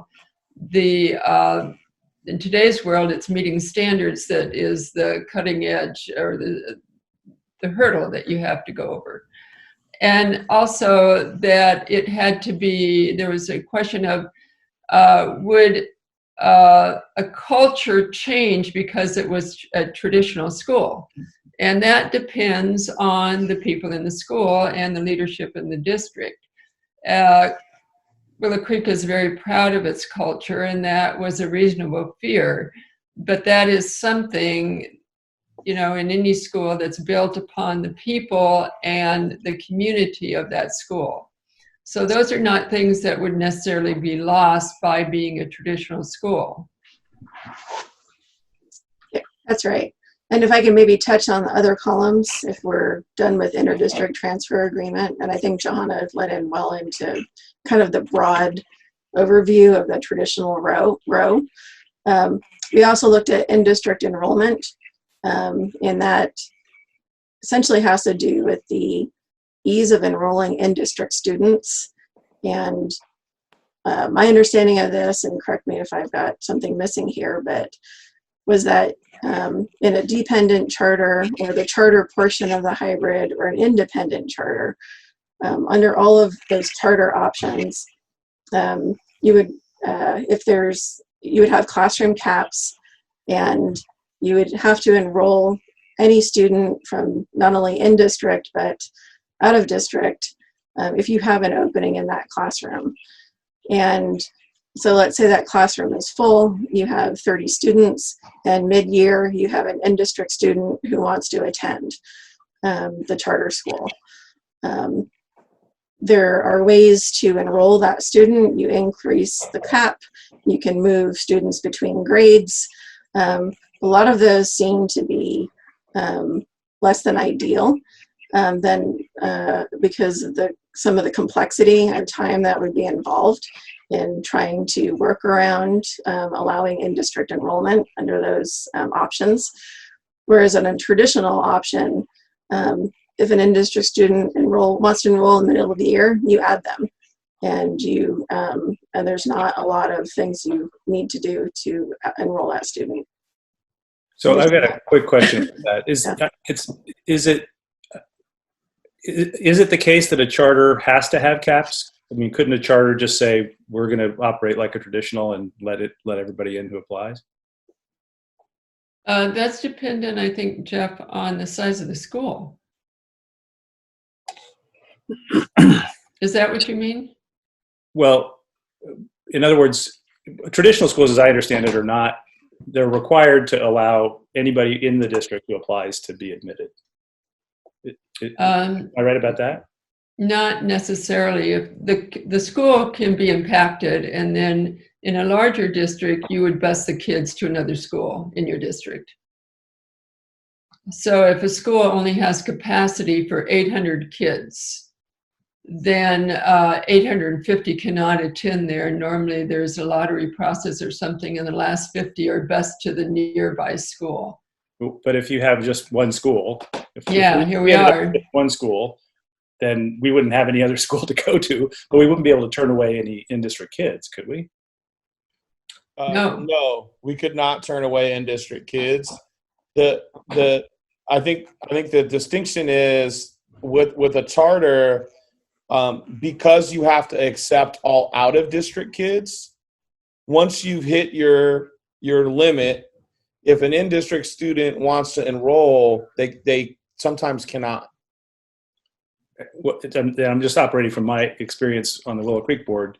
What we've been doing in recent years is when there's a situation like that, we basically just lift the cap and let the kid in. And so I'm just wondering if we couldn't operate that way with any of these four formats. We would just say we're going to admit any in-district kids who apply. I think we have to raise the cap. The cap must be set, but the board policy would indicate when that cap is implemented. So in my experience, we enrolled inter-district kids through the middle of July. And then, we enrolled resident kids through the middle of July. Policy allowed us to, if we had not reached our cap yet, to allow out of district. They did not come in haphazardly at the same time that in-district kids were there. However, if they were there 1 year, we kept them in the next year. I think the other concern is if we had no caps under a charter, we would also have to enroll any out-of-district students that wanted to enroll. And being a community-funded district where we don't get additional money for additional students, that could also start straining the budget. Could you go to the next slide and highlight the findings, and then let's open the conversation up across all of the options. Well, we're not quite through this slide yet, and I think this is foundational for the following slides.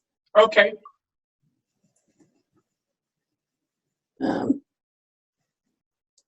So any other comments on the two columns here? Yeah, this another question. This is Jim on the same topic, and it's a very simple one, which is based on what we know now. would all of the current out-of-district students at both sites continue and be allowed to continue in all of those options? Yeah, that's a great question, and we did talk about that too. And our hope was yes. That's what I would want personally. And we would have, board policy would have to be written that has regulations on what the district wants. Okay, so there's a possibility on all 4 options for our current families and students. Absolutely. That's correct. Thank you. Yeah, and related to that, one of the other pieces, so about, I think what it's about 15% of Willow Creek families are out of district and about 20% base out. Is that right? Can we allow, how do we think about out of district siblings from a go forward basis? Well, obviously it depends on sort of what configuration we lean towards here. But the sibling, the current board policy allows for sibling enrollment. For out of districts. Yeah. Great, thank you. It allows it to be considered as a factor. Yeah, okay, that's great, thank you. Okay, so ready to move on to the next one, governance. So I touched on governance, and essentially the independent charter option would have its own separate board. But my understanding is an independent charter would need to be approved by the county and approved by the state and would be overseen by the county. And so it wouldn't have the district as the oversight board of an all independent charter district. It would be overseen by the county. And so the county superintendent. The county superintendent. So some felt that was a positive, some felt that was a negative. No opinions there, but it was viewed as that may be less than desirable. And Dr. Garcia, remind me, what would become the function of the district board? Would there be one? In this case, in an all independent charter school district, the function of the district board would simply be to be the fiduciary instrument to receive the local property tax revenue, okay. Or not exist at all. Okay. And then the dependent charter. Caroline, can I jump in for 1 second? Yeah, sure. I think one of the reasons that was read amongst the group was that we didn't want to cede local control. Yeah, local control of funding. Yeah. And just local control of our decision making in the district. Right. But then someone pointed out we would still have, the independent charter would still have its own board. So there would still be local control in that sense. But that's also an appointed board, not an elected board. So some may feel that's good or that's bad. I don't know. It's tricky. So Caroline, just for clarity, local control would be for dependent charter, having the superintendent of schools for the county. That's the independent charter. That's right. Okay, thank you. County Office of Education. I've got a quick question on this one. So if the county is in what is effectively the district's role now with respect to Willow Creek, so you've got the governing board doing appointed governing board doing the day-to-day governance, and then you've got the county supervising. How does the money flow in that situation, and who has control over it? Yeah, that's a call on the next slide, but that's one of the checkered squares or checkered dots, because currently our district attorneys, we had several attorneys write memos. That was one of the big delays in our work. But the understanding is that Ed Code does not specifically address if there's an independent charter, all independent charter district, what happens with the excess funding of that district, the money above and beyond the minimum LCFF amount. It doesn't specifically address that. We were explained that there's no other all independent chartered districts in the state that are community funded or basic aid or have excess funding. So there's not kind of a benchmark in law and how that was governed. And when Tarina Morris, this deputy superintendent of the county, was in on our last call, I think she's here today as well, she advised that it would need to go to the state fiscal committees and certain other state agencies for interpretation on whether or not the district could retain that basic aid. If we're an all independent charter district that's overseen by the state, that's approved by the state and overseen by the county. So that's under the funding on the next page. That's why it's red, because it was complex. It was time consuming to get clarity on that, and it was also risky. And would probably require legislation. Right. And so, what's our excess now? About 3.5 million, 4 million. So it's a potential loss, a significant loss of funding to the district if we weren't able to retain those funds. And a timely process to get the answer. When Tarina spelled it out for us, she suggested that some of the bodies that would have to weigh in on that were not bodies that move very quickly. If you want, I think Tarina's on the call if you want a clarity. I think she went to get her granddaughter. Her granddaughter was just born, so I think she. Oh, well, good for her. Yeah, absolutely. Much better place to be. Yeah. So I would like to ask you to continue into the other columns. Yeah, and so indemnification, that was really a factor of indemnifying the school staff, the teachers, and classified staff, and I think maybe perhaps even the board. But it was primarily something through Ed Code provides that a public entity, meaning a traditional school, has provided a heightened level of indemnification of liability than you would under a charter school, either dependent charter, the charter portion of the hybrid school, or the independent charter. Did I get that right, Dr. Garcia? Yes. Okay. I'm not sure I understand that. So this is the school indemnifying the staff against liability? No, it's the state Ed Code providing indemnification for the staff from liability. So it's written within Ed Code, and that doesn't, my understanding is that doesn't align with the charter teachers because it's a separate legal entity. In an all dependent or independent district. We can provide the statutes for that and further information on I'm that. just trying to understand the concept. So the indemnity generally, to my understanding, means that one entity holds another person or entity harmless so that they're not liable, or their liability is covered. And so this is indemnity running from the school to the staff. Is that what we're talking about? It's more around public traditional or hybrid school staff are indemnified under Ed Code from certain litigation from the public that might arise in the regular course and operation of a school. And the Ed Code does not extend the same indemnification to an all dependent or all independent charter. Okay. So the way the attorney wrote it was, hold on, I have a helicopter, Coast Guard going overhead. This is a public entity. There are a number of unique immunities and defenses that would be available under an all district, meaning an all traditional solution.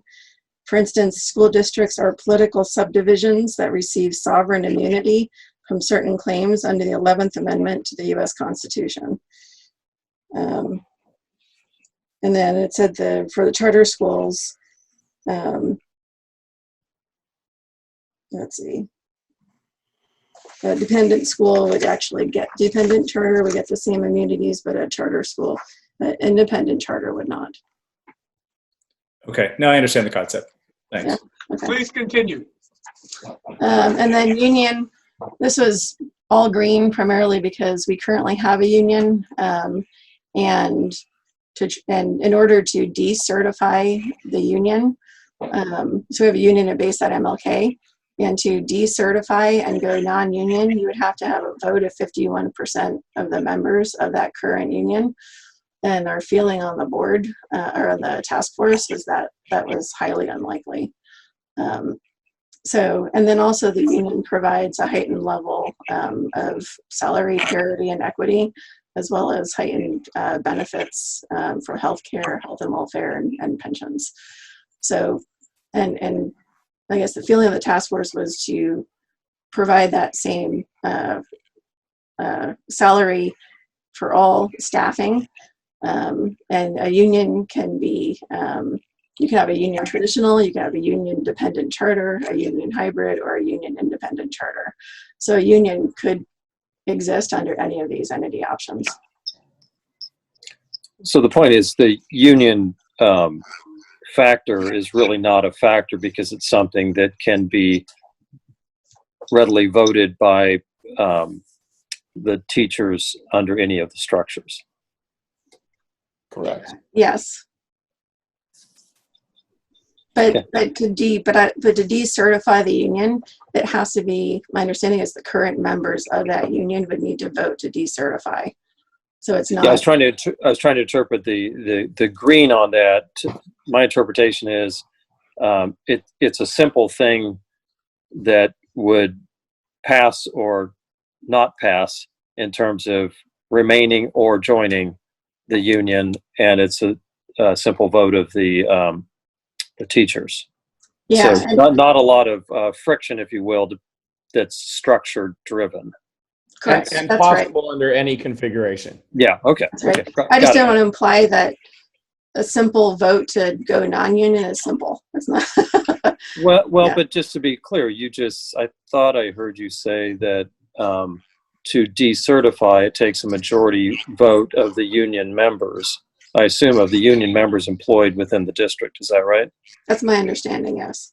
Yeah. I just want to make sure we're not making assumptions, even though I think what you're saying makes sense. I just don't want to make assumptions on behalf of the union members or the non-union members about which way that would go. But as a practical matter, what you said makes perfect sense. Okay. Could I we agree. continue? Yes. So this implementation timeline, quickly, we're going to go through some slides on that. So I don't want to go too deep on that one. But there were felt the traditional option had less, it's less complex to go traditional. And on this, independent charter dropped off, mostly because it received a lot of reds on the first slide. But dependent charter implementation and hybrid is yellow, because to do a dependent charter, you would have to have the current traditional school teachers vote to convert to charter school. And so that's complex. You would have to also create a new charter and have it voted on. And so that's another step. And so traditional felt that it was the most streamlined option, and that's why it received a green. Can I just ask one quick question? Is the 50% vote of teachers the ed code statute that says if you're going to go convert a district to an all charter district, you need a 50% vote of the teachers in the district? Is that the statute we're talking about? Yes, and that's under staffing. It's kind of checkered, because we still have a question whether it's 51% of the current traditional school teachers or it's 51% of all combined unified teachers. Okay. It's kind of ambiguous. Okay. Facilities, I think the yellow just has to do with the charter has a Prop 39 and some more, other paperwork and hurdles, whereas traditional school is straight funded. Staffing, I think it was primarily what was the staffing, the yellow? Remind me, it's been a while. Again, it's just this question of having to work through union ratification approval or not. Yeah, and then budget we hit on, and the main, the yellow or the red was the potential loss of the excess basic aid under a dependent charter option. And then traditional is yellow, mainly I think because the going union would be an increased cost to the district. And what else? It's also yellow because of the difference in revenue for out of different districts. That's right. Right. So the charter school receives 70% LCFF for out of district kids, whereas the traditional school, well, historically in our district has received 0. This upcoming school year we'll get 25% because we registered ourselves as a district of choice. But there's a loss in revenue of approximately 45% there for out of district kids in between traditional and the dependent or the hybrid model. Currently that funding is around $200,000, I believe. And so it's a matter of how many of the students we would lose that revenue when they come over. But as a school of choice, we would still retain 25%.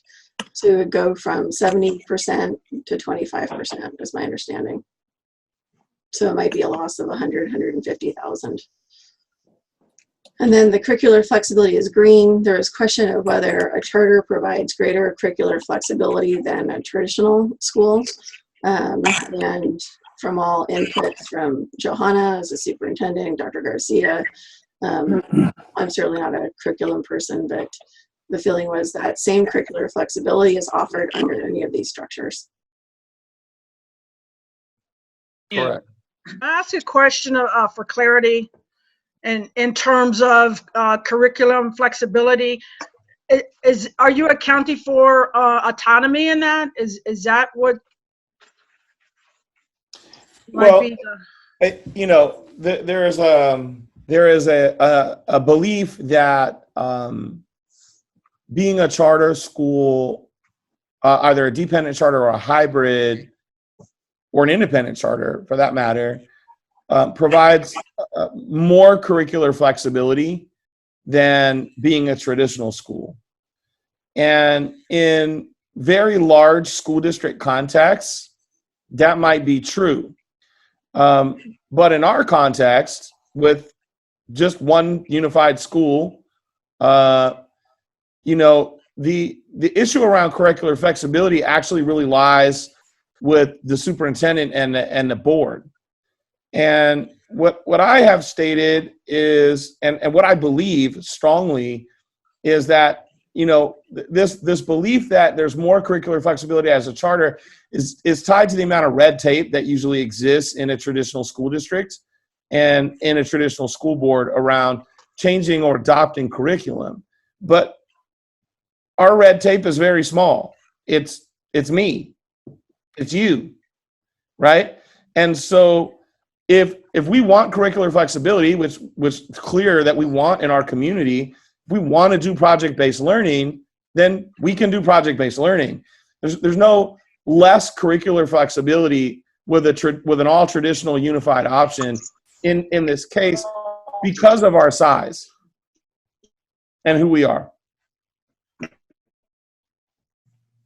Thank you. Any other questions, comments, feedback on the unification options?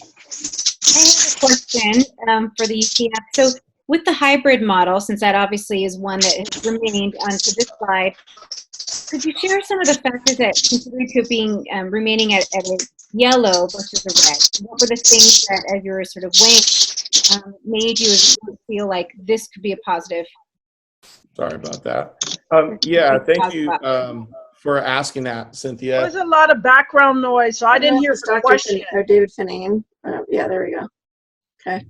I heard Cynthia ask to describe why some of the hybrid options were yellow. Is that correct, Cynthia? It is. I'm curious, as opposed to being green or red for that matter, it's remained as one of 3 viable options. So as you were having your discussions, what were some of the factors, and just to very briefly highlight what kept this being a feasible option? Well, pretty much in our world, green and red together made yellow.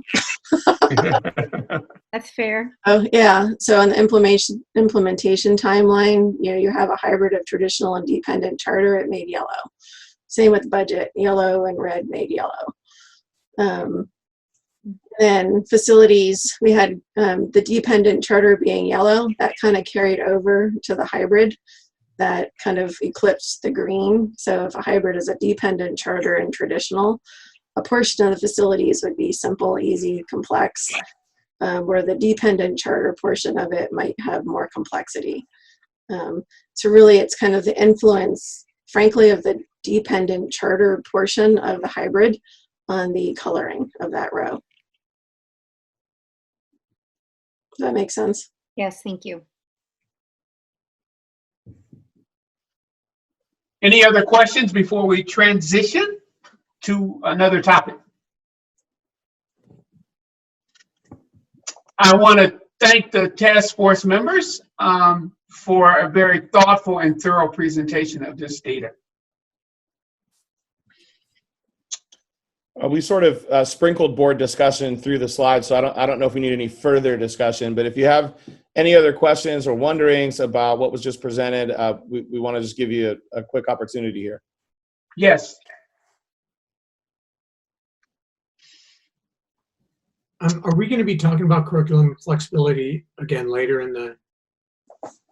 Yes. Okay. Yes, we will. That's great. All right, can we proceed? Are we still on unification options? Yes.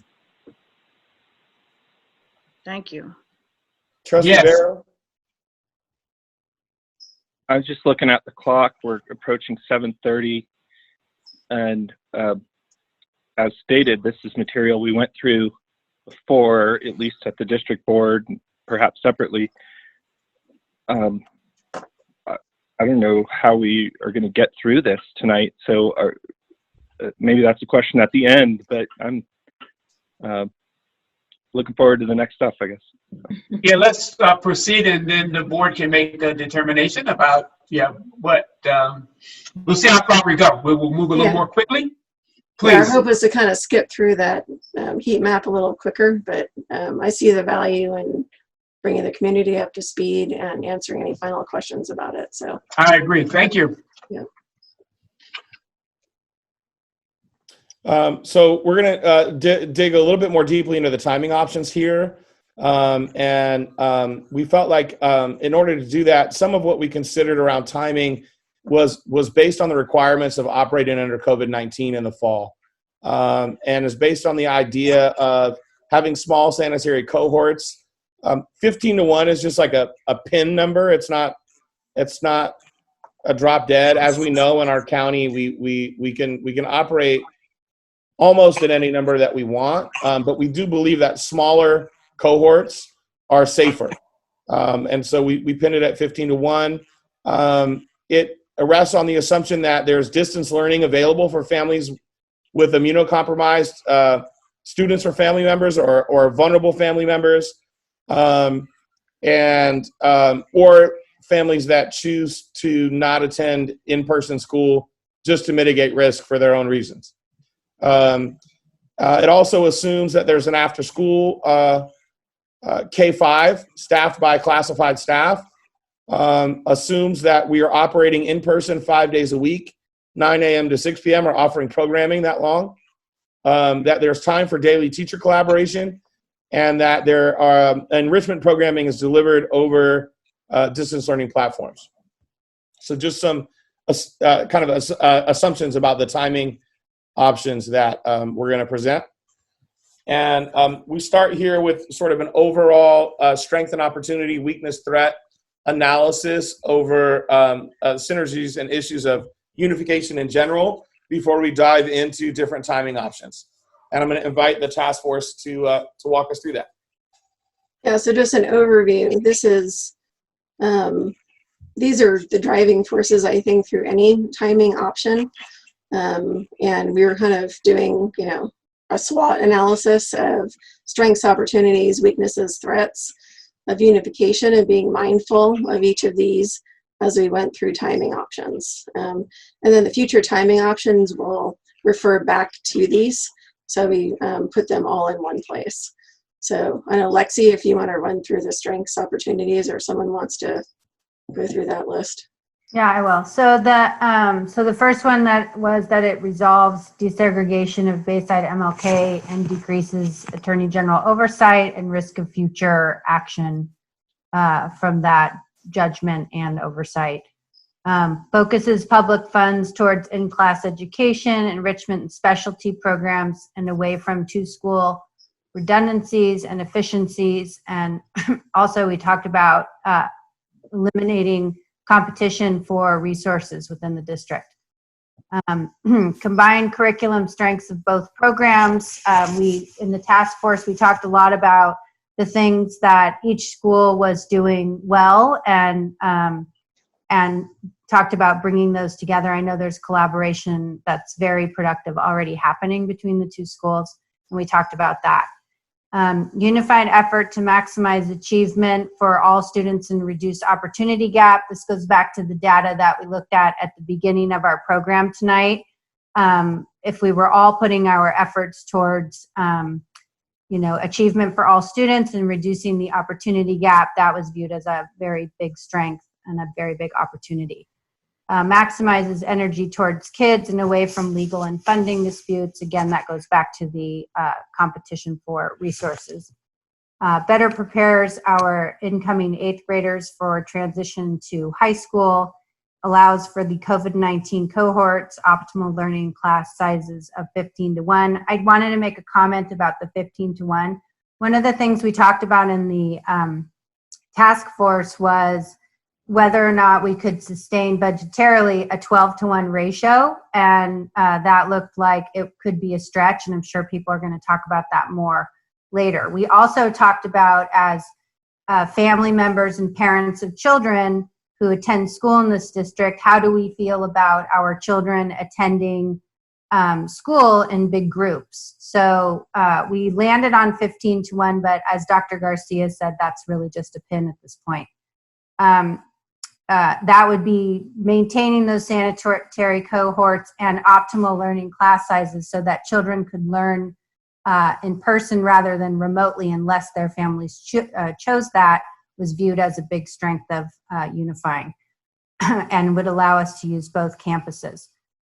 Increased fundraising opportunities and success as one unified school, because one of the things that the UTF talked about at length was the fact that we seem to have greater difficulty in attracting meaningful fundraising because there's an outside perception that people don't want to contribute to a district that seems to be in great conflict.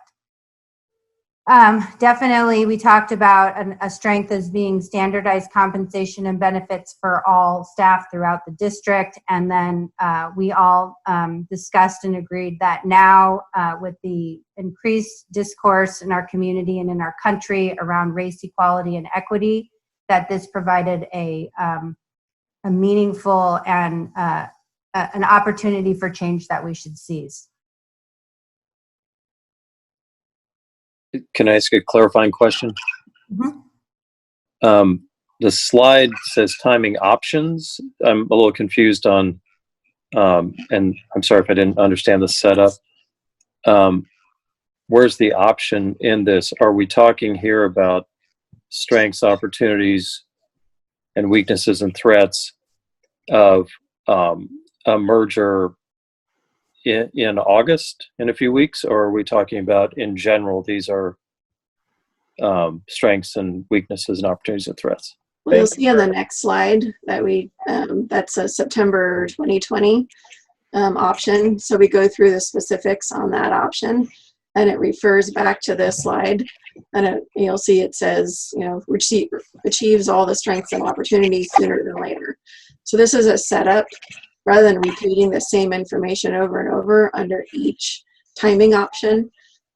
This puts it all in one place then to lead into the timing option discussions. Okay, and just one other suggestion. Since there is so much community interest in the COVID-19 setup and modalities and requirements here or very soon hereafter, I think we ought to have a conversation with their families about, what do we know today? What do we not know? What are the factors that will influence that around how our kids will go back to school, whether we're talking about a rapid merger consolidation or not. And I know there's very specific issues that we'll need to deal with for both sites on that point. I'm not sure how that factors into unification now, but I just want to park that statement and maybe figure out what we do next later on today. Thank you. Could a member of the task force walk through highlight the weaknesses and threats? Well, I could have Dr. Garcia comment on what Jim just asked. Yeah, I think it may be addressed in the next slides to a certain degree, Jim. And actually, I appreciated your clarifying question up front.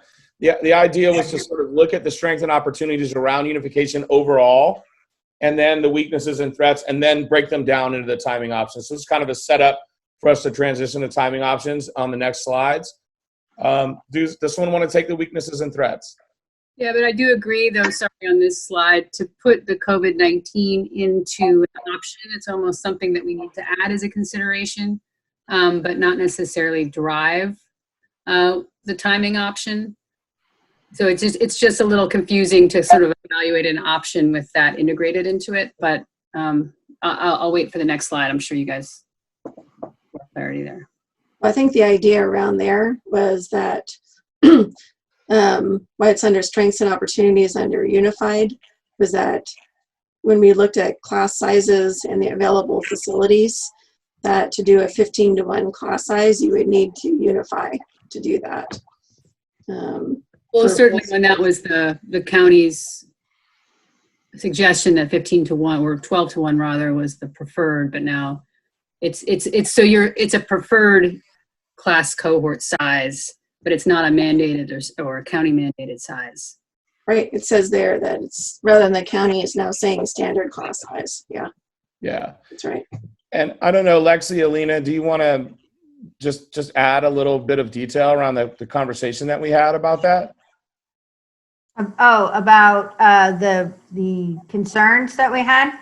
Yeah, like why 15-to-1? Why did we pin it there? I think it's important for people to understand that. So I think that Lexi spoke about it when she was going through. I mean, we started with the 12-to-1 because that's what was indicated by the county before. And then they announced that we can go back to regular class size. And, just as a parent, we talked about what we feel comfortable with sending our children back to school with full classes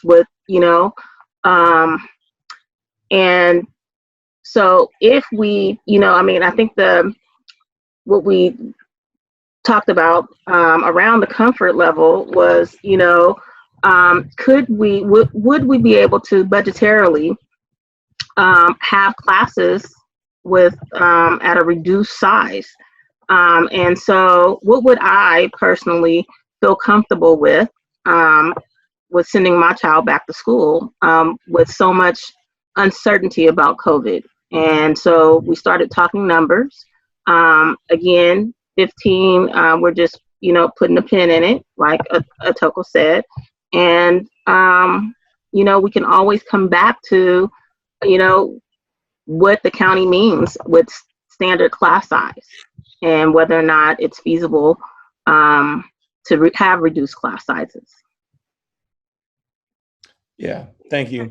And we also, just to maybe make a little further clarification, we did also discuss some health considerations, which Alina was insisting on because of her work. So that was also something we considered.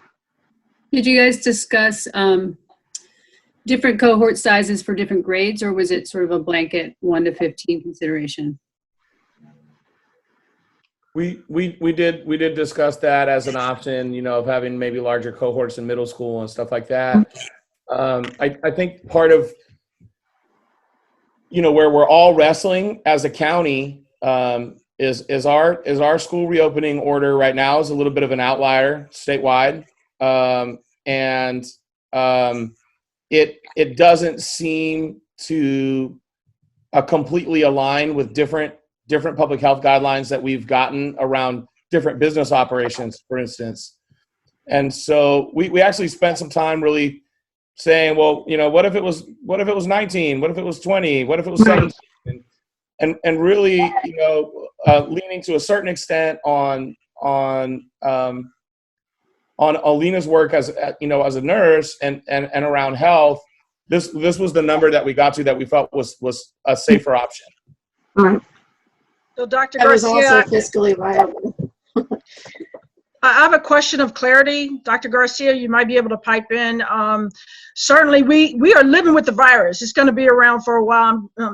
Alina probably can attest to that. But did you take into consideration what the class size number per teacher is in regards to the union standards? Yeah, you know, absolutely. We definitely said, you know, we can't exceed that. And we could load classes up with 25 kids. We could totally do that. It just doesn't seem, in terms of health and safety, like the most viable option. So what are the current standards for a certificated teacher? How many kids can a certificated teacher have in the classroom if he or she was only one in the classroom? Under our current contract, for most grade levels, it's 25. In combo classes, it's 22, and I think in kinder it's 20. But I'd have to look specifically at the contract language to verify that last number. But in 1 through 8, I'm confident it's 25. Thank you. And I just want to add, there's another piece to this bullet. It said optimal learning class sizes. And while they're 15 to 1, we thought was a benefit for COVID-19. We did have an extensive conversation around a class size of 15 to 1 in an educational environment, and that being optimal. I don't know, Johanna, if there's any thoughts you want to add to that. There is a lot of research on the class size, especially with class size reduction that happened in the 90s. A lot of research was done then, and it was found that class size reduction actually at 20 to 1 didn't make a whole bunch of difference unless the pedagogy in the schools changed. And so that would be true for any grade level. And we've talked about this at the task force, that if it's 12 kids or 15 kids, that's a lot less than we have today. And that means that the pedagogy could change and be more directive and for the smaller number of kids. And what that class size research that Johanna is referring to indicates is she's correct. At 20, there isn't much of an effect. But what that class size research also indicates is that beginning at 17 to 1, there is a positive effect, which increases all the way down to groups of 8.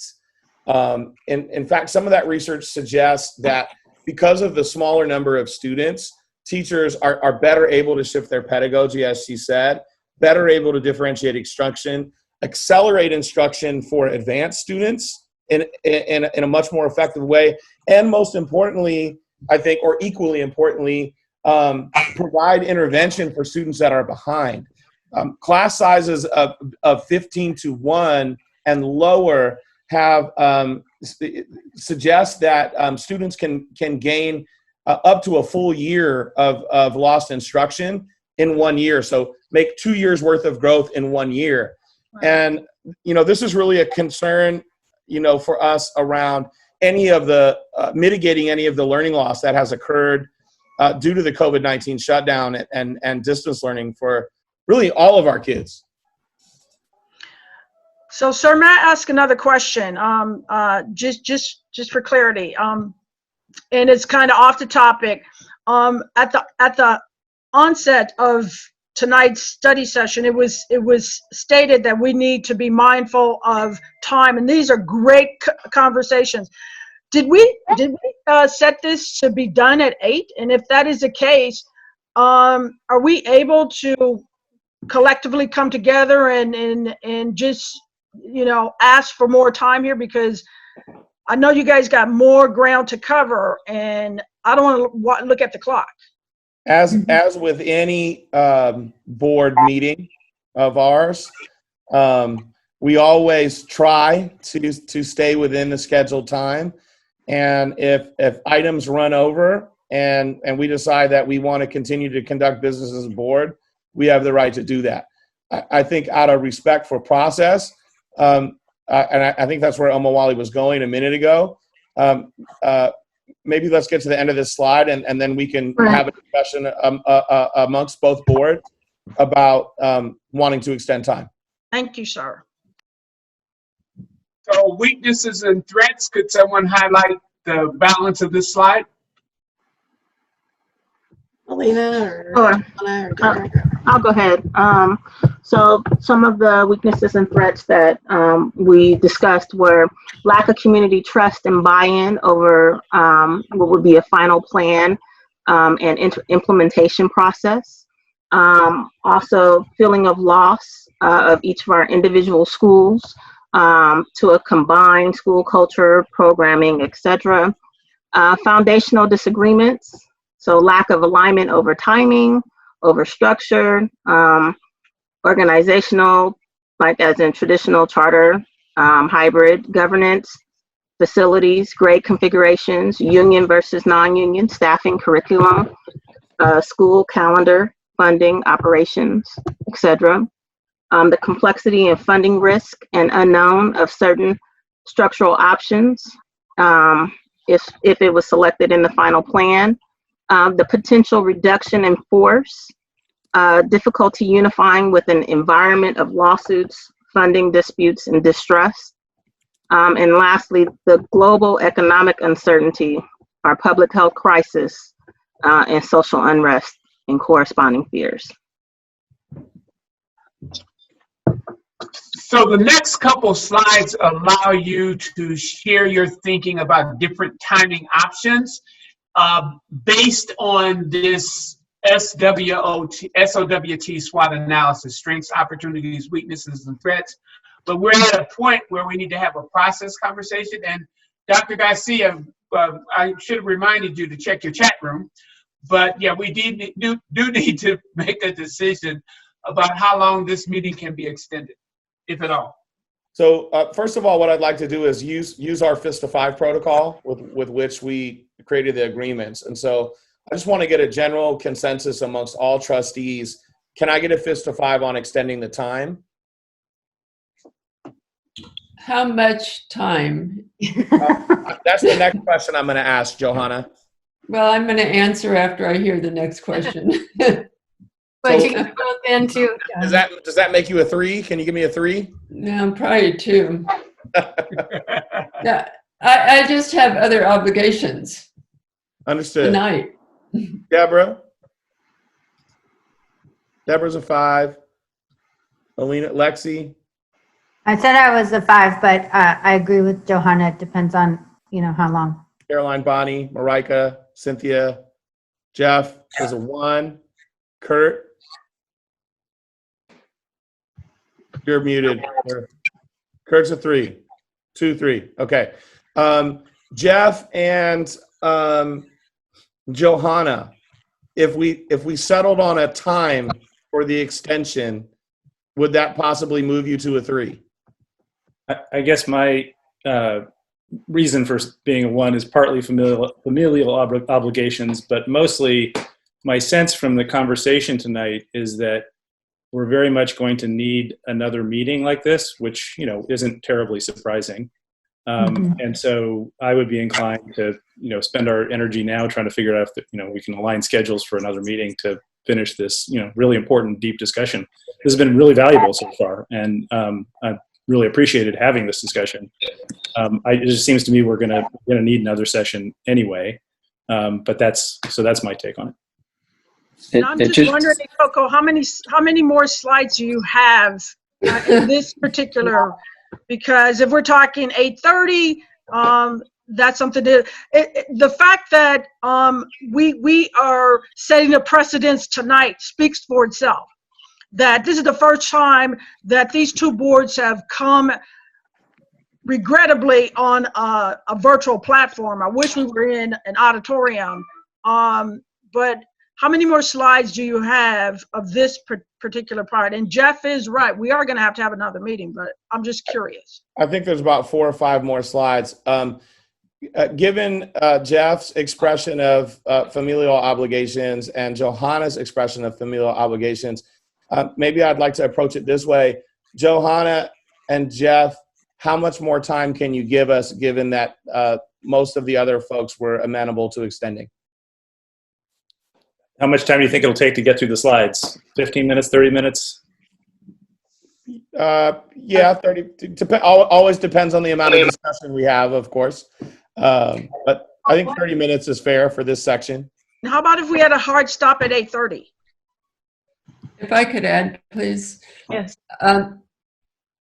I can go to 8:30 if we need to, because of some things that have happened in my family. Most recently, I have family obligations outside that door right now. So I really think the idea of having another meeting is fantastic. And I think if we want to go to 8:30, I'll try to do that. However, the discussion is going to be more than 30 minutes, I think. Yeah. Also put a plea in for, to the extent that we do find another meeting time, that it be coupled very closely to this, obviously, just given, I think there's some critical sort of actions that we're going to want to be left with or feel good around. So I would like it to not leave too much time in between this meeting and the next meeting. I agree with that. Agreed. I Jeff? would like to add. Oh, sorry. Go ahead, I had Josh. put up two for very similar reasons. I think the idea that we might get through timing options in half an hour or less is very optimistic on the discussions. We might get through the slides. We'll never get through that discussion that fast. And I think we need another meeting as quickly as possible. And I also have some family obligations. So I could give it another 15 or 30, but I think we'll be repeating that same time in the very next meeting to kind of tee up this discussion again. So I'd be inclined to call it on time and then schedule another meeting as soon as we can. Can we at least see the next slide? Oh, just another thing is if once these slides are made available, then we could also digest them independently. So we'll be more prepared for the discussion at the next meeting. Yeah, and I just caution when you read through them to, as we talked in our norms, to not add assumptions or your own interpretations, because they really do need a presentation accompanied with these slides. Appreciate that. Yeah. Yeah, I underscore that. Caroline, I think that's really important. Yeah, I would like us to maybe have a conversation in EF around that idea. But what I'm hearing is I think I have a loose consensus to say, get through these slides or 8:30, whatever comes first. And then if it's before 8:30, maybe try to calendar a follow-up meeting as soon as this week, tomorrow, Thursday, Friday. Jeff, Johanna, and Josh. Thank you, Josh. I didn't realize that you had a 2. I apologize for missing that. Would that move you to a 3 for us to finish this discussion? Sure. I don't think we saw Jim Henry's count either. I'm fine. I can go up until 8:30. I was concerned more, we haven't talked about it, with the amount of public interest in this conversation and that was another concern. I don't want to be disrespectful of all the families and parents who are really interested in this conversation that may have also planned a hard stop at 8 o'clock. But I personally can go until 8:30 if you want to do that. Thank you. Okay, so One other point, Itoko, though, just let's not forget that it's a holiday weekend. I know there's not a lot going on and nowhere to go, but it is July and some people might have plans. So if we can try to meet, I would say Wednesday, Thursday, we should try. Fair So enough. I just want to put in a caveat, and that is I am going to a funeral on Thursday, so will not be available. Friday for most people is a holiday, right? And I'm leaving tomorrow, and I will not be coming in on a Zoom meeting while at a funeral. We can't do it tomorrow night. I'm traveling to Fresno. You can't do it tomorrow night. There's not enough time to notice the meeting. No. Oh, right. Next week it is. It would be. Okay. Well, let's roll on with these slides so that we at least Please. have a chance to put a pause at a place that makes sense. Well, there was some discussion. Yeah. And so here is one timing option.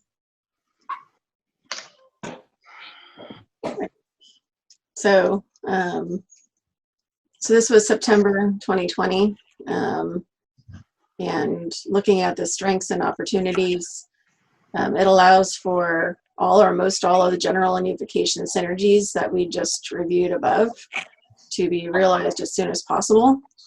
It allows for adjusting to change once for both COVID-19 and unification together. And the idea behind that is, there's going to be a lot of changes that families, children would need to adapt to for the adjustment for COVID-19 and sanitary cohorts and so forth. And then obviously unification would be a change.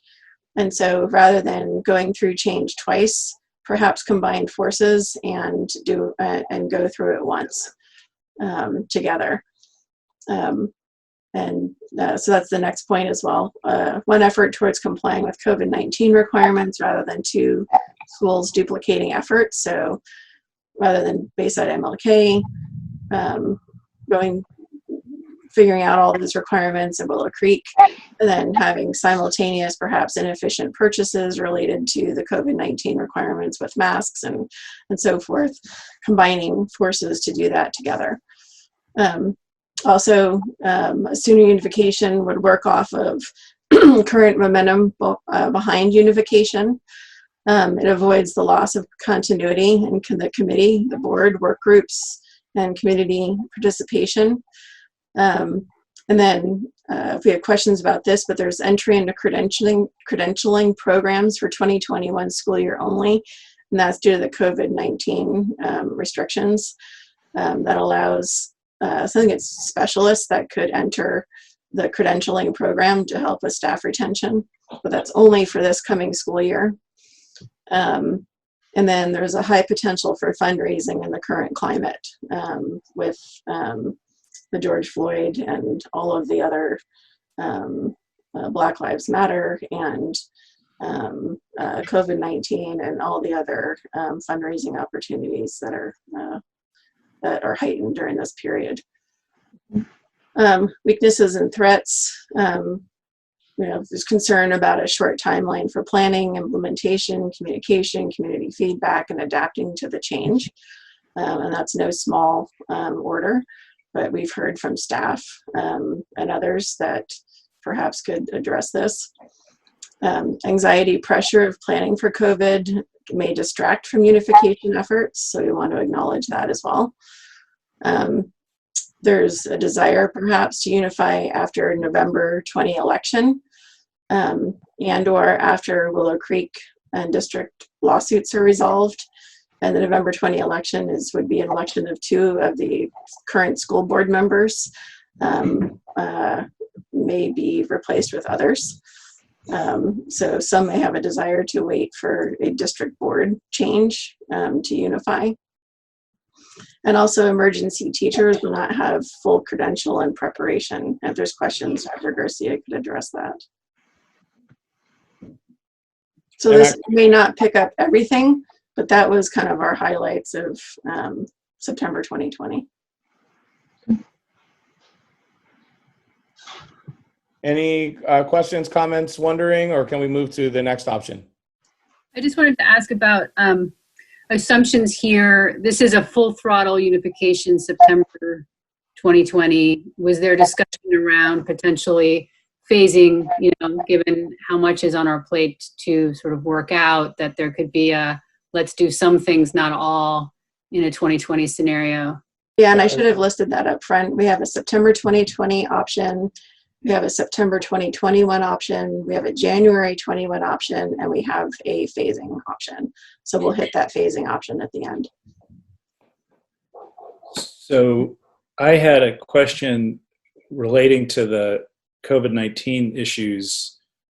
So have Itoko or Johanna, you may have worked with Emily about this. Do we have any sense from our families about how many families are succeeding with distance learning and how many are struggling with it?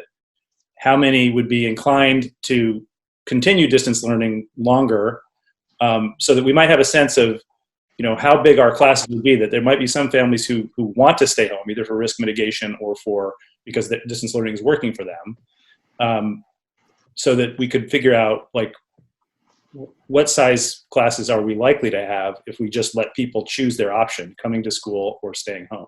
Do we have a sense about that, of what the fraction? We do. We've certainly had a lot of discussion. I'm going to let Johanna answer that question for the Willow Creek community, and then I can speak to the Bayside MLK community and also our larger county. Thank you. I don't really know the answer. I think I can speak. It has been. If you need me to. Go ahead. Okay. Yeah. Because we did get the results of our family survey, and we did ask preferences for different scenarios, and there was a preference for in-person on-campus learning, and then the second highest sort of preferred was a hybrid learning model, which for parents seemed like a better model, but we learned from teachers not the preferred model. And then it was a percentage of full online, but we have numbers on that. I can't remember them, but it's a small percentage who said that they would prefer just to continue online instruction. Okay, that's helpful. Thank you. And Thank you. we're actually seeing similar rates in our community. Give or take somewhere between 10 and 20% of people that when we invited people back to school kind of said, like, thanks but no. And then what we're seeing is countywide a trend of about 10% of parents that, even if in-person school is an option, will probably opt to stay home. And we're seeing that on a couple levels. One, many school districts have done these kinds of surveys. But two, there's about a 10% bump in requests for homeschools already from districts that have homeschool programs or online charter programs. And so I think the 10% range is probably the floor of people who are going to stay home, and could range up to 15 to 20% of families. It's probably unlikely. Consistent with our survey too, in terms of percentage-wise. Okay, that's helpful. And I had one other question. This is a September 2020 option. I think both schools are scheduled to open in August. Is the notion that with this option we would extend the start date? Yeah, I think if we opted to fully unify for this fall, I think we would want to consider pushing back the start date of school so that we would have as much time as possible to plan and collaborate and make agreements and potentially move staff, ready all the facilities. We would need to buy ourselves a little bit of extra time. It's not unprecedented. School districts often will push the start date of school back if facilities projects are not completed on time in the summer, or if there's changes of leadership.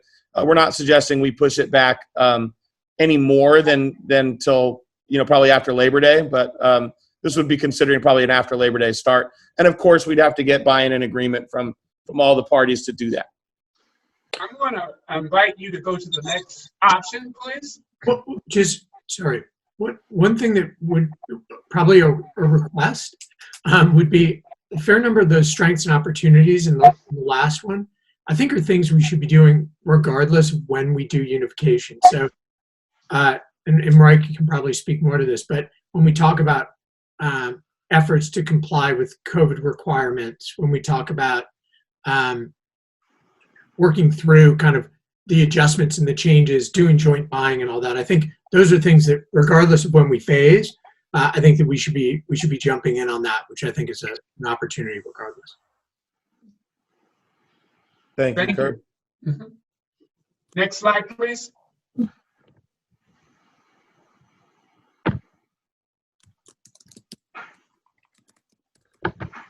So this is an option for September 2021. We in strength and opportunities put that it allows for most all of the general unification synergies that were listed on the first slide. There's more time for planning, implementation, communication, community feedback, and adapting and adjusting to change, increased buy-in, and may support the desire to unify after the election or after lawsuits are resolved.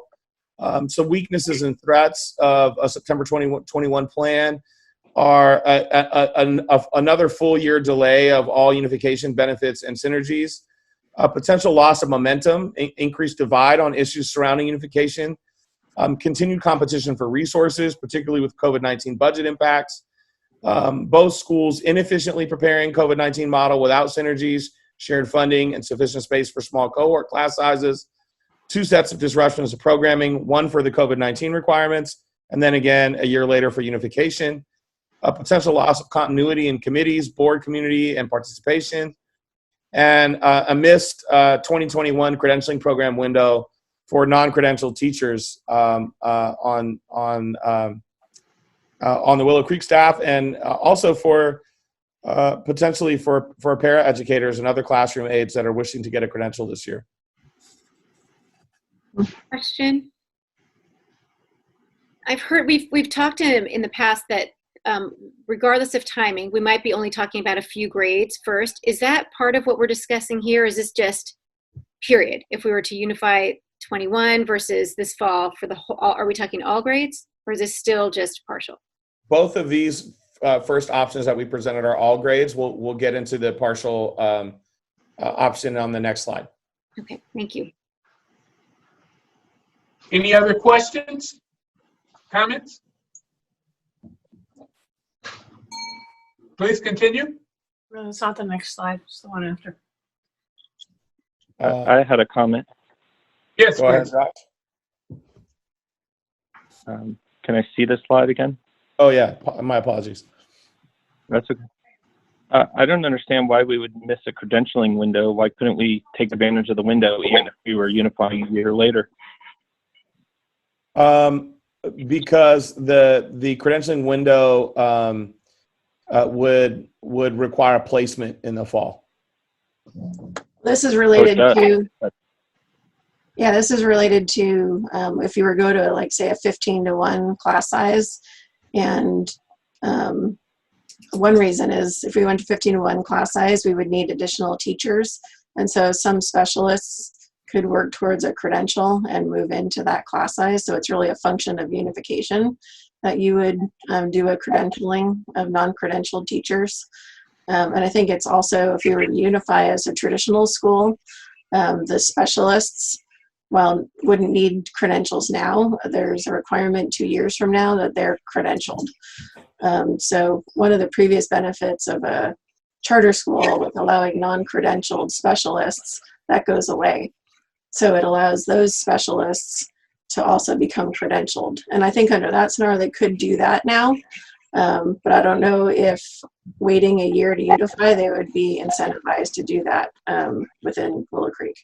And Josh, just to add another point of clarity to your question, what this directly refers to is the California Teacher Credentialing Commission 2 Fridays ago came out with a 1-year relaxation of the program entry requirements for teacher credentialing.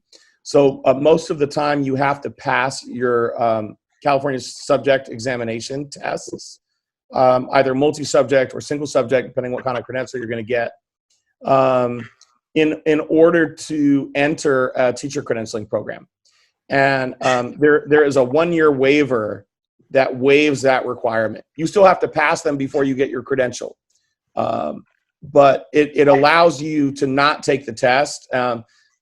Cost is a barrier to taking those tests, as well as passage. They're not the easiest of tests to pass.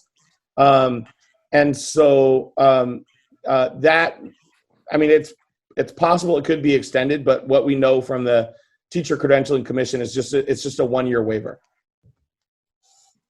Dr. Garcia, didn't we also talk about the idea of moving certificated people into, classified staff into certificated positions as a way of maintaining our personnel? And that, as well as diversifying our teaching force. Yeah. So by unifying sooner, we could take advantage of this credentialing window to help that happen. If we unified a year later, it sounds like it's likely this wouldn't be available. Correct. A year later, we talked about this a lot, and a year later it wouldn't be available, but the traditional track would be available, so teachers can still earn their credentials. So potentially a teacher not having a credential, if we were not to unify in September, could get in a program. You know, correct. It would be on the tradition. And they would have to pass all the tests prior to entry.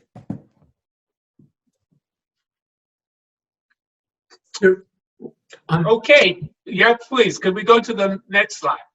Oh, Kurt, you had a question? Yeah. Sorry. Yeah, so one thing I think would be valuable if you go, where are we? There we go. One thing, the second bullet actually has a lot to it. I think that the idea of more timing for planning, implementation is a critical piece. I think that one of the challenges I think that our teachers and staff have felt was and parents are kind of like, what is the curriculum? What is the pedagogy? What is the new school? And so I do think that is an important thing to maybe break those things out. And then there is communication, feedback, and buy-in, but I think they're two pretty different and both very important aspects for us to think about as we look at all of these areas. And I'm not sure where the last bullet feels. I don't know, it doesn't feel that helpful. We were debating whether to include it, and it's things that we've heard within the community, so we decided to leave it on there. Got it. Thanks. Yeah. We had a lot of discussion on that, on where that line should go to. Yeah. I mean, We've got about 10 minutes, and I apologize for inviting you to go to the next slide. but I must. So it's a mix of advantages and disadvantages from both plans that we just reviewed. So rather than reiterating all of those, we can probably infer which goes where. So we're delaying another, September through January. But there is more weaknesses and threats. So it's the same mix of disadvantages for 920 and 921. It involves a mid-year disruption of school programs, classes, and locations. And there was a question of sufficient time during the winter break to move and combine classrooms. And there's all kinds of complexities around budgeting, HR, mid-year changes, contracts, and so forth. So that's January 21. Questions?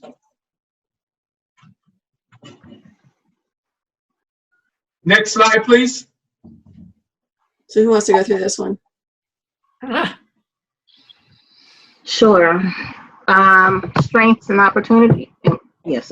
Strength and opportunities. Most of the same advantages for middle school grades. Real quick. I'm sorry. Let me go back and say, you want me? Okay, I'm sorry. Let me go back. This is our phased approach with unifying the middle school this September. And then the remaining grades would be either in January or next fall. Okay. So the strengths and opportunities. So most of the same advantages for middle school grades as of September 2020 plan, and for the remaining grades as for January 21 or the 9/21 plan.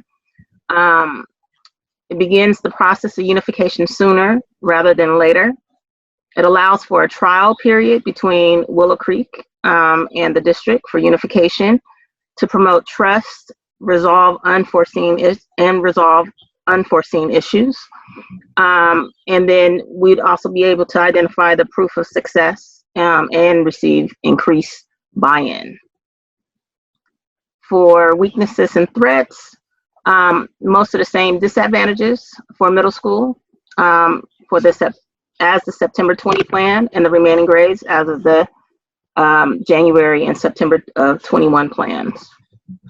Delays realization of general unification synergies and benefits until January or September of 21. The trial period potentially signals lack of trust and commitment toward unification and may promote increased discord over potential issues that may arise. Insufficient facilities to merge only select grades with a 15:1 cohort ratio, while other grades remain separate instead of at a 22:1 cohort. And then we may have potential issues with salary and benefits equity for remaining Willow Creek Academy grades. And that's if all middle school teachers become union.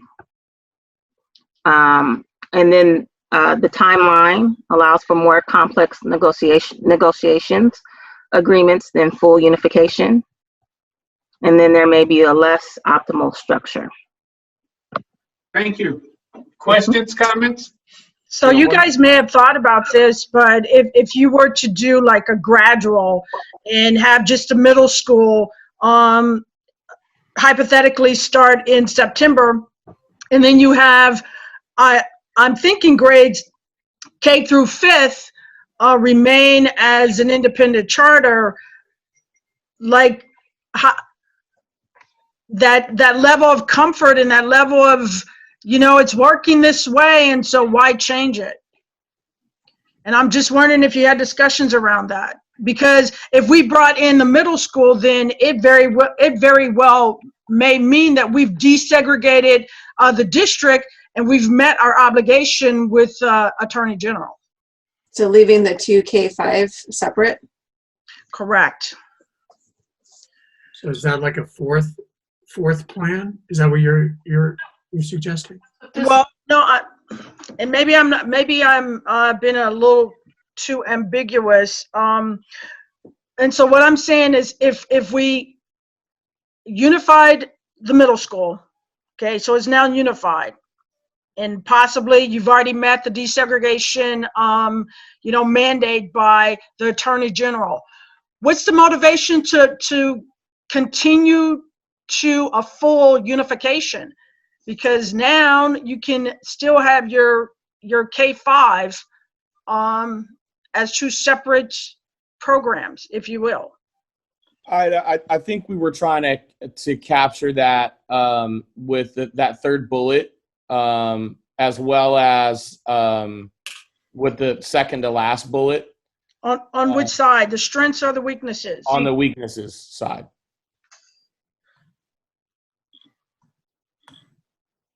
Say a little more, Dr. Kotoko.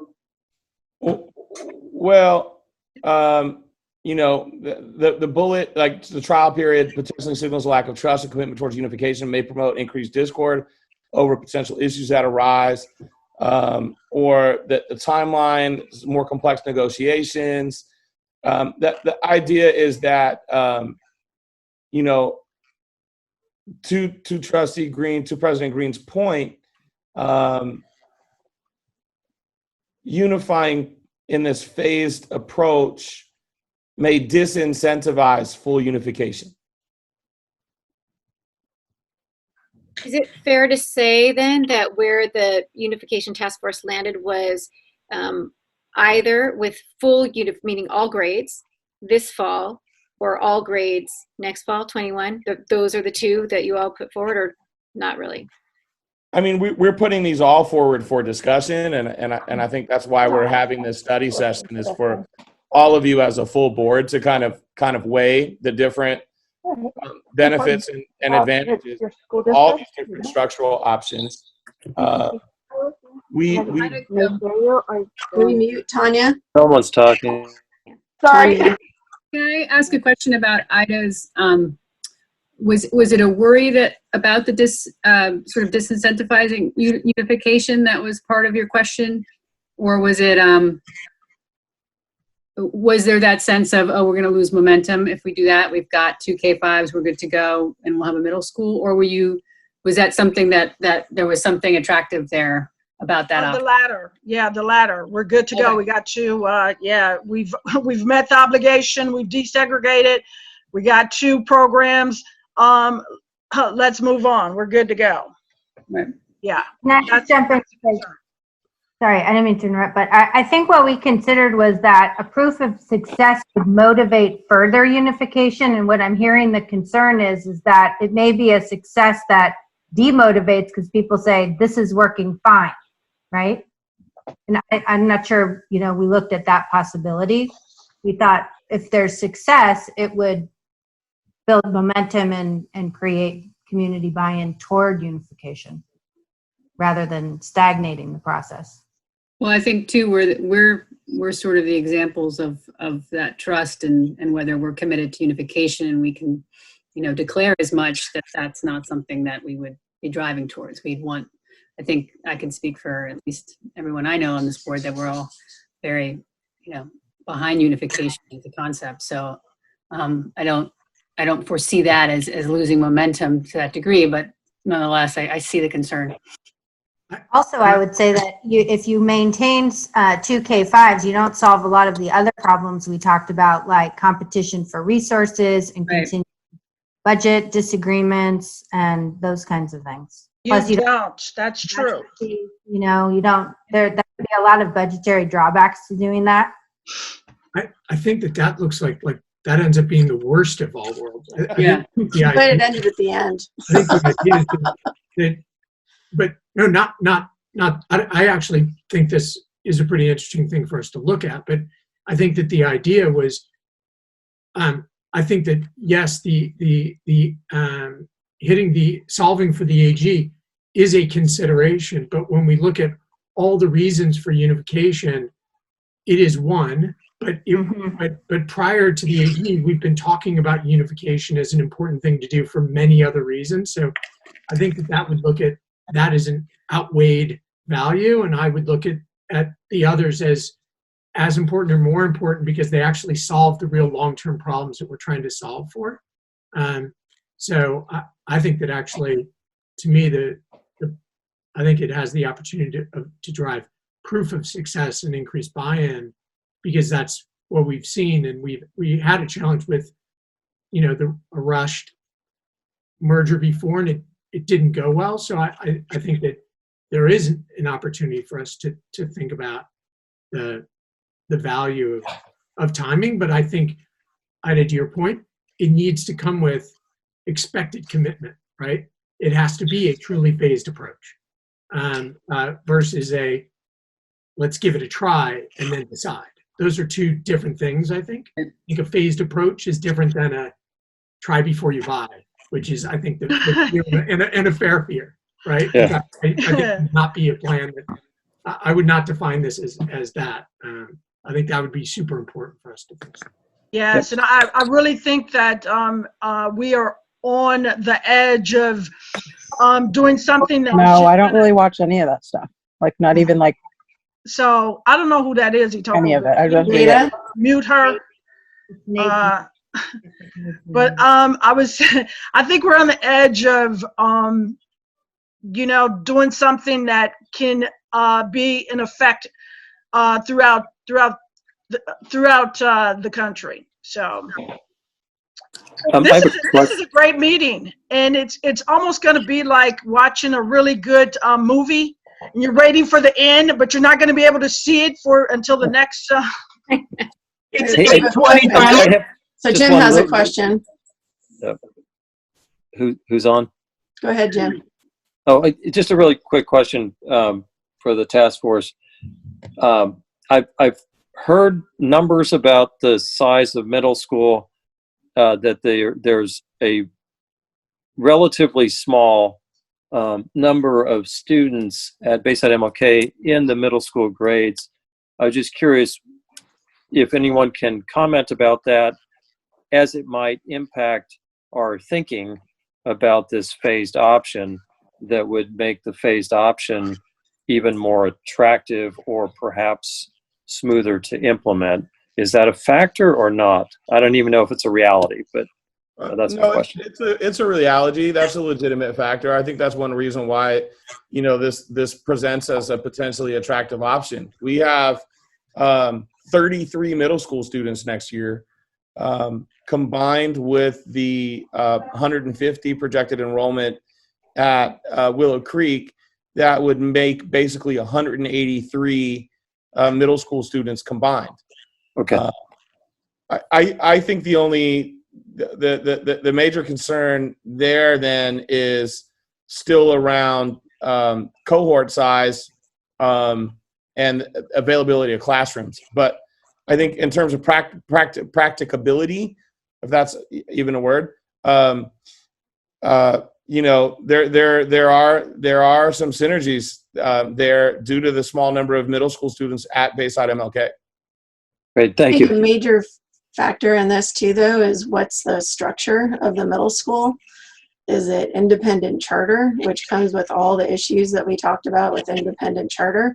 We would need an interdistrict transfer agreement, some of those others that are on that list. If it was traditional, to me, the biggest sticking point of this was if it went traditional and all of Willow Creek's middle school staff became union and went to the union scale salary and benefits. I don't know how that would fare with the remaining Willow Creek teachers, K through 5, and salary and benefit equity. To me, that was the biggest sticking point for this phased approach. I have a Did question. you not raise salary for everyone? We couldn't afford it unless we unified everybody and achieved all of the other efficiencies and redundancies that are part of a unified budget. I would question whether we could afford it. We've done some analysis of it, but there's so much in redundancies between the two schools that to unify is a way to afford the salaries for all. Correct me if I'm wrong, Dr. Garcia. No, I think that's pretty accurate analysis. I know there's a couple of trustees that have questions. We said we had a hard stop at 8:30. I just want to honor the time commitment and also people's desire to speak. And what we had left for the rest of this presentation was to really dive down into the weeds and all these questions that all of you are asking.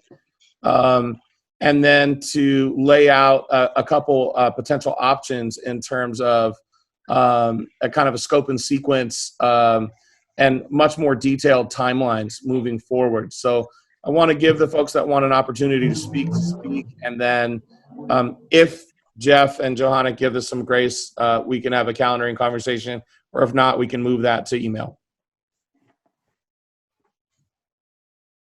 Josh? Thank you. In this phased approach, if it were to be implemented where the Willow Creek Middle School would, I guess, not be run this fall, and you'd have a traditional middle school, would that involve a change in the Willow Creek charter that potentially could be very difficult to reverse? It's actually a charter amendment, which is procedurally somewhat simpler than a dissolution and a rechartering or any of the other options. And that amendment could be, like, let's say if this trial period went poorly, if for some reason more time was needed to kind of work the kinks out, you could simply amend it back and buy yourself more time, or not.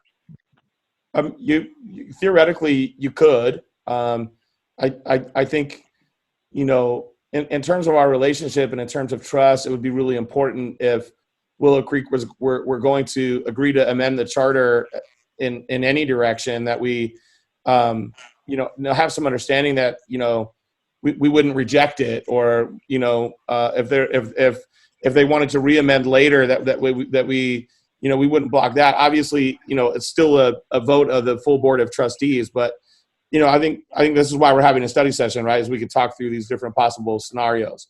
I have been party to a charter amendment, and it is a simpler process than a lot of the other options.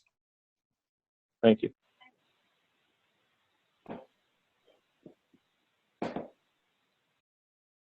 Any other questions? Bonnie? Nope. All right. I want to move to planning, so I'm all up for setting this meeting as soon as possible. Can we have a meeting on Friday?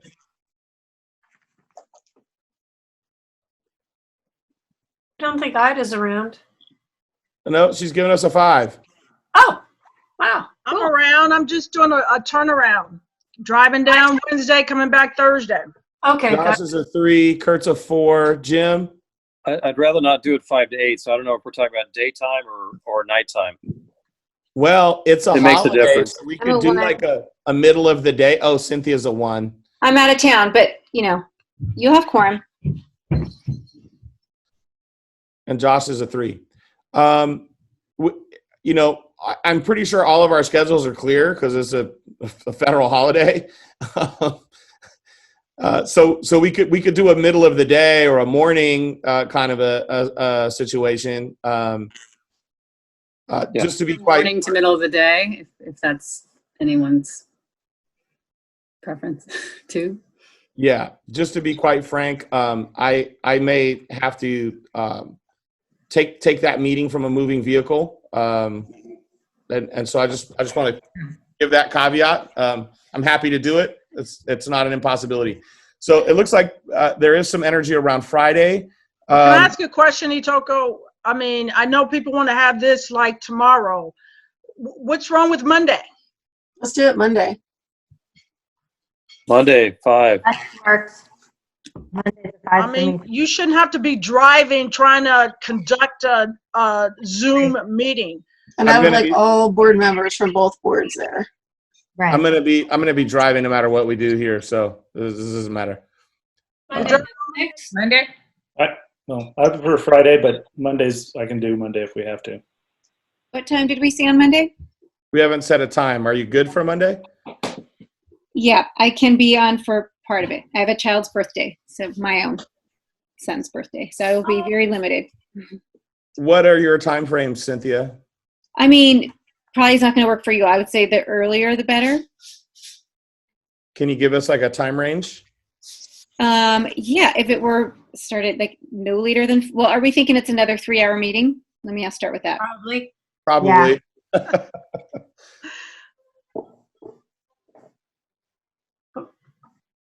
I will say just pick a date that works for the majority. I'm going to have to do some shuffling on that to see if I can. But give us your time. If we did it on Monday, what would work for you? Yeah. If it were Monday for me, honestly, it'd have to be daytime because my son's having an evening. Okay. So I would. Can I ask another question? Willow Creek has scheduled, you have a board, I have on my calendar at least a board meeting on Tuesday. Yep. Is I it wouldn't be free on Monday until 4 o'clock. Until 4? Until 4. Mhm. What if we did like Monday from 10 a.m. to 1 p.m.? Ooh. Well, I think, Wonderful. didn't Lena just say she can't do that? I can do it. I can't do it. Well, Lena said she'd be there until 4. I thought. That was if it was in the afternoon. Let me check my morning schedule. Hold on one second. I can't do that. No. Can we do this over the, maybe Sunday? No, it's asking a lot. No? No. Okay. I think it's just it's a holiday weekend. That's just going to make it really challenging. Okay. Yeah, but I'm sorry, on a Sunday, I would never meet with you folks unless it's at the church. That's how you really feel it. I am not available in the morning on Monday either, so I would not be available until 4 p.m. on Monday. Okay. I'm not available till 3:30 on Monday. Okay. I could How do about 3:30, yeah. Yeah, I'd be available at 4 o'clock on Monday. how about 4 to 7? Would it be possible for Cynthia to beg off? Was that to participate in part of it and not all? What was the question?